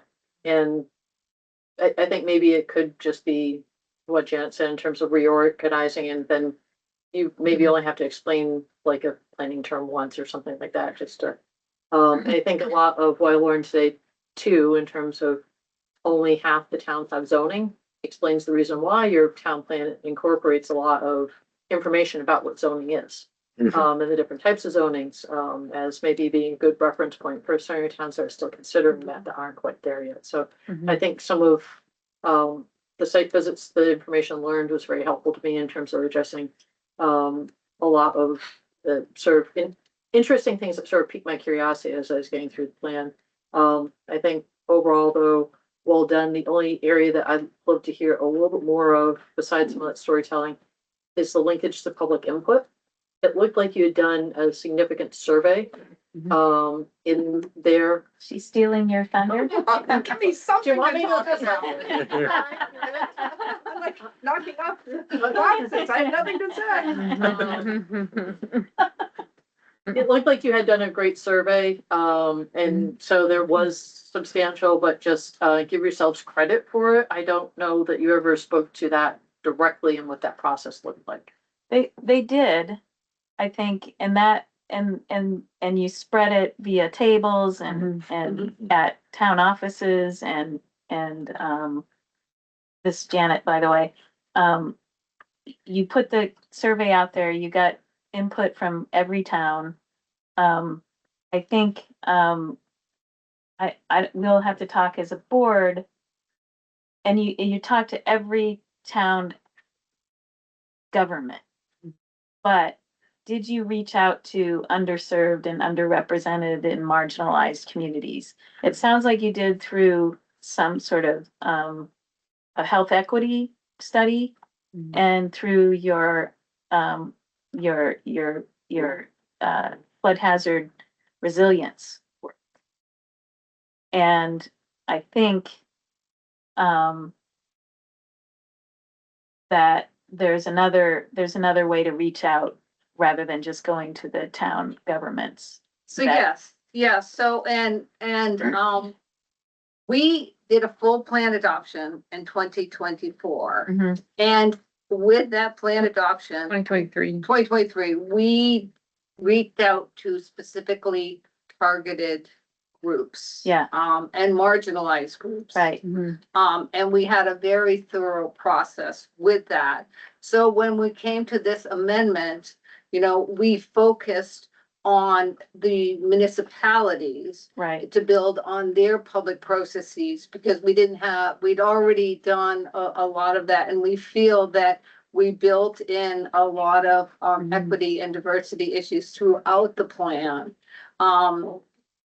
At the last adoption. Yeah. And so we really feel like, that we had just done that, and there was also, communities are getting harder to reach, I think, Right. generally Right. across the state. I think so we were very much hopeful that really concerted effort would really count in your evaluation of the plan, because you can see the results of that outreach throughout the plan. So I think you do discuss the survey and you discuss what you learned from that and what people felt, you point out what people felt were priorities in their towns and in the region. I don't think you expressed what you just told us, that in 2023, you reached out to particular groups. Maybe there was a sentence in there. It's in the introduction. Yeah, but I think just right. flesh it out a little bit more. Okay, thank you for because that now is a requirement right. of a plan. Right. And Yeah, it's something that we have to evaluate. So I think you need a little bit more about what you did in 2023. Right. And I know there is something in the introduction, but I don't think it tells us who those people were that.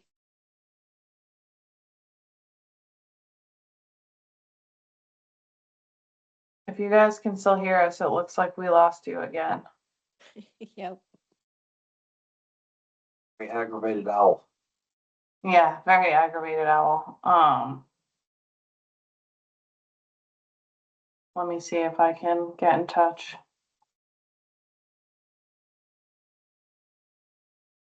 We're working fine for the first hour. Turn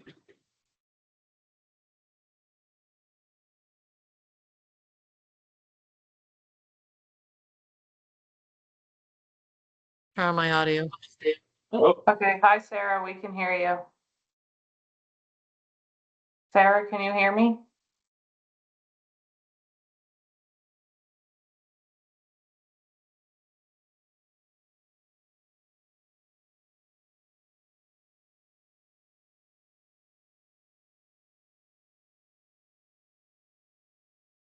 All right. I think we need to. All right, Sarah, you should mute again since it seems that the room is back online. What if we just do audio? Because it's very warm. Yeah. I think the cameras have overheated. So I think what we can do is, Sarah, can you turn your audio on, but. Yeah, but that microphone is not gonna pick up people. Put I don't think. a laptop here with the camera. Right, that's I what I don't was think we'll just. pick up the room audio just off of hers. No, I'm good enough sorry, to I be meant able to video. talk. I meant, can you turn your video on? And we can put the computer over there. I'll just do audio. Just finish it. Forget about the video. They don't need I to see it. suppose, don't we have to record video? No. We don't? Just audio? I don't really care. I know you No don't. one's gonna comment around. I think we're dealing with the technical problem the best we could. Yeah. All right, so people can hear us? Yeah. Okay. Sarah's the representative of the whole room. We're gonna stick her computer in the middle of the room, but we're gonna give up on the video from the owl. Okay? That's fine. Janet, Yeah. this is Alex. I would suggest we try to hurry things along. Yes. A, because of the technology issues, and B, because of what Mother Nature is preparing for us. Yes, I So agree. perhaps we could move, Sorry, I stole your perhaps we thunder. could move to Brooke and myself and then Yep. get done with the Yep. board comments. Yeah, Can I Different question. Let's slip them. finish answering that question about the diversity and equity? I think it's okay. This is just pre-app. We Yeah. put the, let's hear from Brooke and Alex and. I'm gonna make it very brief. I am very glad to hear the bottom up engagement as opposed to top down. I think the engagement sounded great. And I agree, if you could provide more detail on the, the focus groups that we want to make sure are part of this and that their interests are addressed. Just better description of it. That's my one area. But it sounds like you did exactly what you're to do to engage the community. So I'm very appreciative of that. And my only other thing goes to the mention earlier about affordable housing within Stowe. That was my one concern was, while assignments are happening or, distribution of new housing is being done on population. That piece of it, I think, is quite important. I know the community is extremely concerned about it. So that was my other, the other issue that I thought was of note that I thought really needed, it had been explained and is really being grappled with by the community. I know it's not an easy issue at all. So I appreciate all of the work done. Yeah, pass it on to Alex. Very similar comments, actually. Kudos. We've done 3 of these so far. You're number 4. And so I cheated and went back to the other 3 to say, well, what did they forget? What did I have questions about on them? And you answered all of the ones that I had for those other plans. So I was impressed. Question, just riffing off Brooke's point, the housing targets, I don't remember now that I've read the section, to what extent the plan addressed affordability within the housing targets. Is there percentages, are there percentages of those targets that are supposed to be affordable or want to be affordable? So we have addressed affordability in the plan. The targets as they were set in statute are just targets for housing. And then Seth, do you want to speak to the part about affordability? Yeah. So there is, in the plan and in the housing section, quite a bit of discussion about the importance of a portion of that actually being accessible and affordable, and outlining strategies that communities can undertake for that. But it is a challenge. I am both so LCPC has completed our a regional needs assessment, and Stowe has done a much more detailed assessment specifically to Stowe, and specifically to the needs in Stowe. And one of the reasons for trying to assign some of those new village centers that we talked about earlier is creating opportunities for housing that are closer to the job centers on both sides of the mountain, both on the Cambridge side closer to Smuggler's Notch, and then the Stowe side closer to Stowe Mountain Resort. Because right now the workforce housing is very much clustered in other communities, and in some cases areas that are at risk. The numerical question, I think you have that at that point that we're trying to deal with that on like the spatial basis with those at this point. But I think, how are we going to know in the future whether we addressed the affordability issue within the new housing that's being built? Are you tracking it? Is anyone tracking it in Lamoille County? The number of the percentage of new units built that were built to be affordable. We created a cycle of regularly updating on about a 5-year basis our housing assessment and inventory. And that has included a regional tracking of new housing starts that are considered, affordable.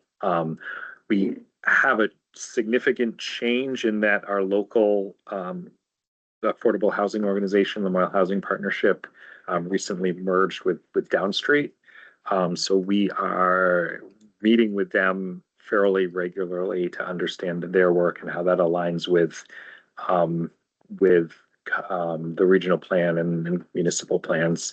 And there's actually 2 coming projects that are mixes of housing and conservation in Stowe that involve converting short-term rental into full-time shared equity ownership, which frankly, since the pandemic especially, it's been going the opposite direction. So that's quite exciting. So through those avenues of the regular updates of our assessments and then the partnership with housing developers, how we're trying to do that.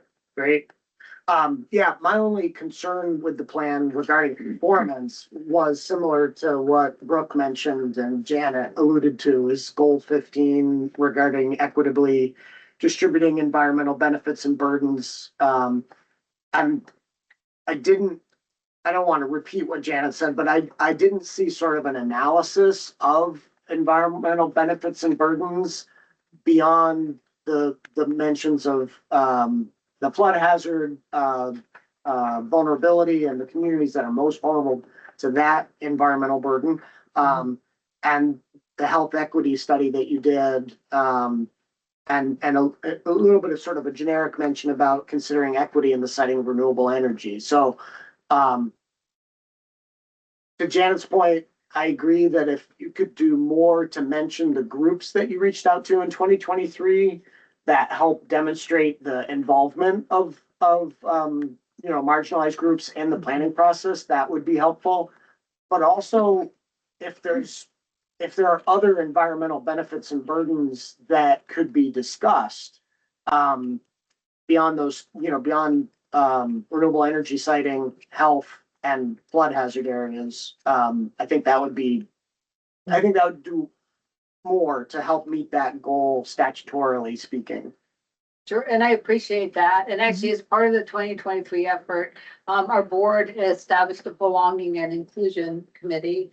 And in addition to the outreach, they worked on tools to assist communities to do their own analysis of costs and benefits on different parts of the population. And we were really excited about that.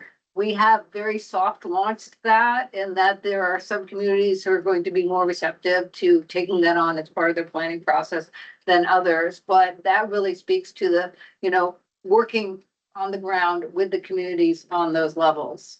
So.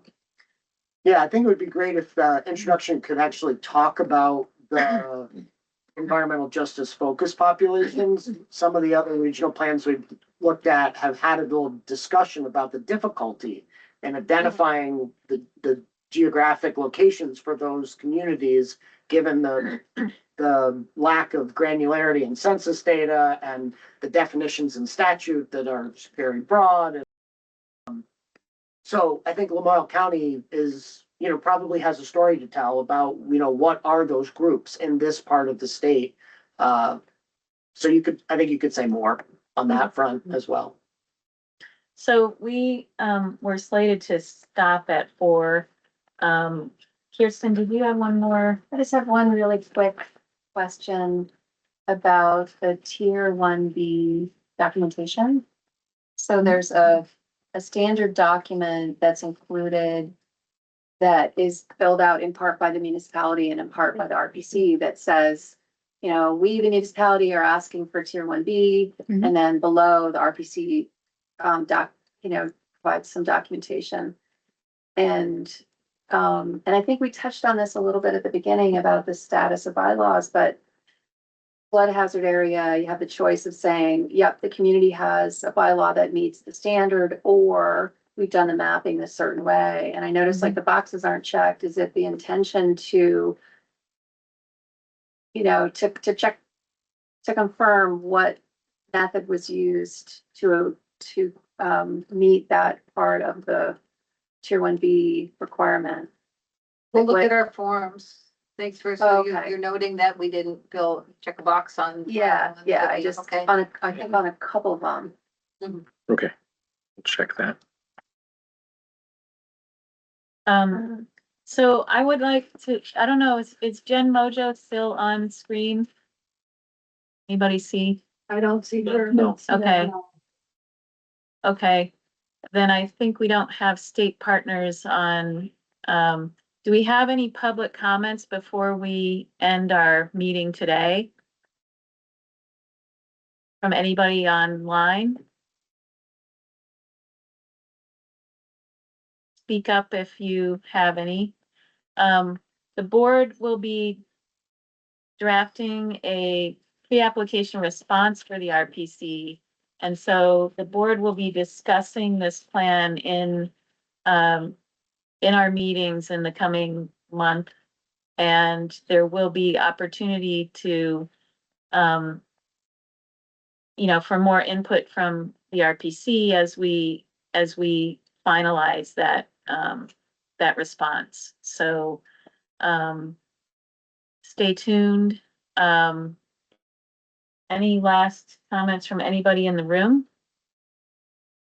And just make sure that they are hearing us right now. They, Yeah, we can hear you. We've been able to hear you. Yeah, I can Send hear me you. a text. So, Jenna, I just would say, Sarah, you had a question during the site visit about, Sarah, will you say who you are? Sarah McShane, Canisto. You had a question about possible GIS information in our sewer service district, and I have maps I can provide you. I think what adopted and what's shown in VGIS might be slightly different. Are they digital? I just have paper maps. Oh, okay. But I think what I raised was we noticed that with other regional entities, that the digitized sewer service areas, water lines were not always up to date. And just to make sure with regard to Stowe, to make sure that that is up to date as part of the final application. And that's something I think CCRPC had that same. Okay. Thank you for hosting us. Thank you for taking the time to visit with us. Yeah, thank you. Yeah, you want to? Fair, I move to adjourn. Thank you, Brooke. Thank you, Kirsten. All those in favor, please say aye. Aye. That is 5. We are adjourned. Is it recording now? Nope, Pete, would you? Yep.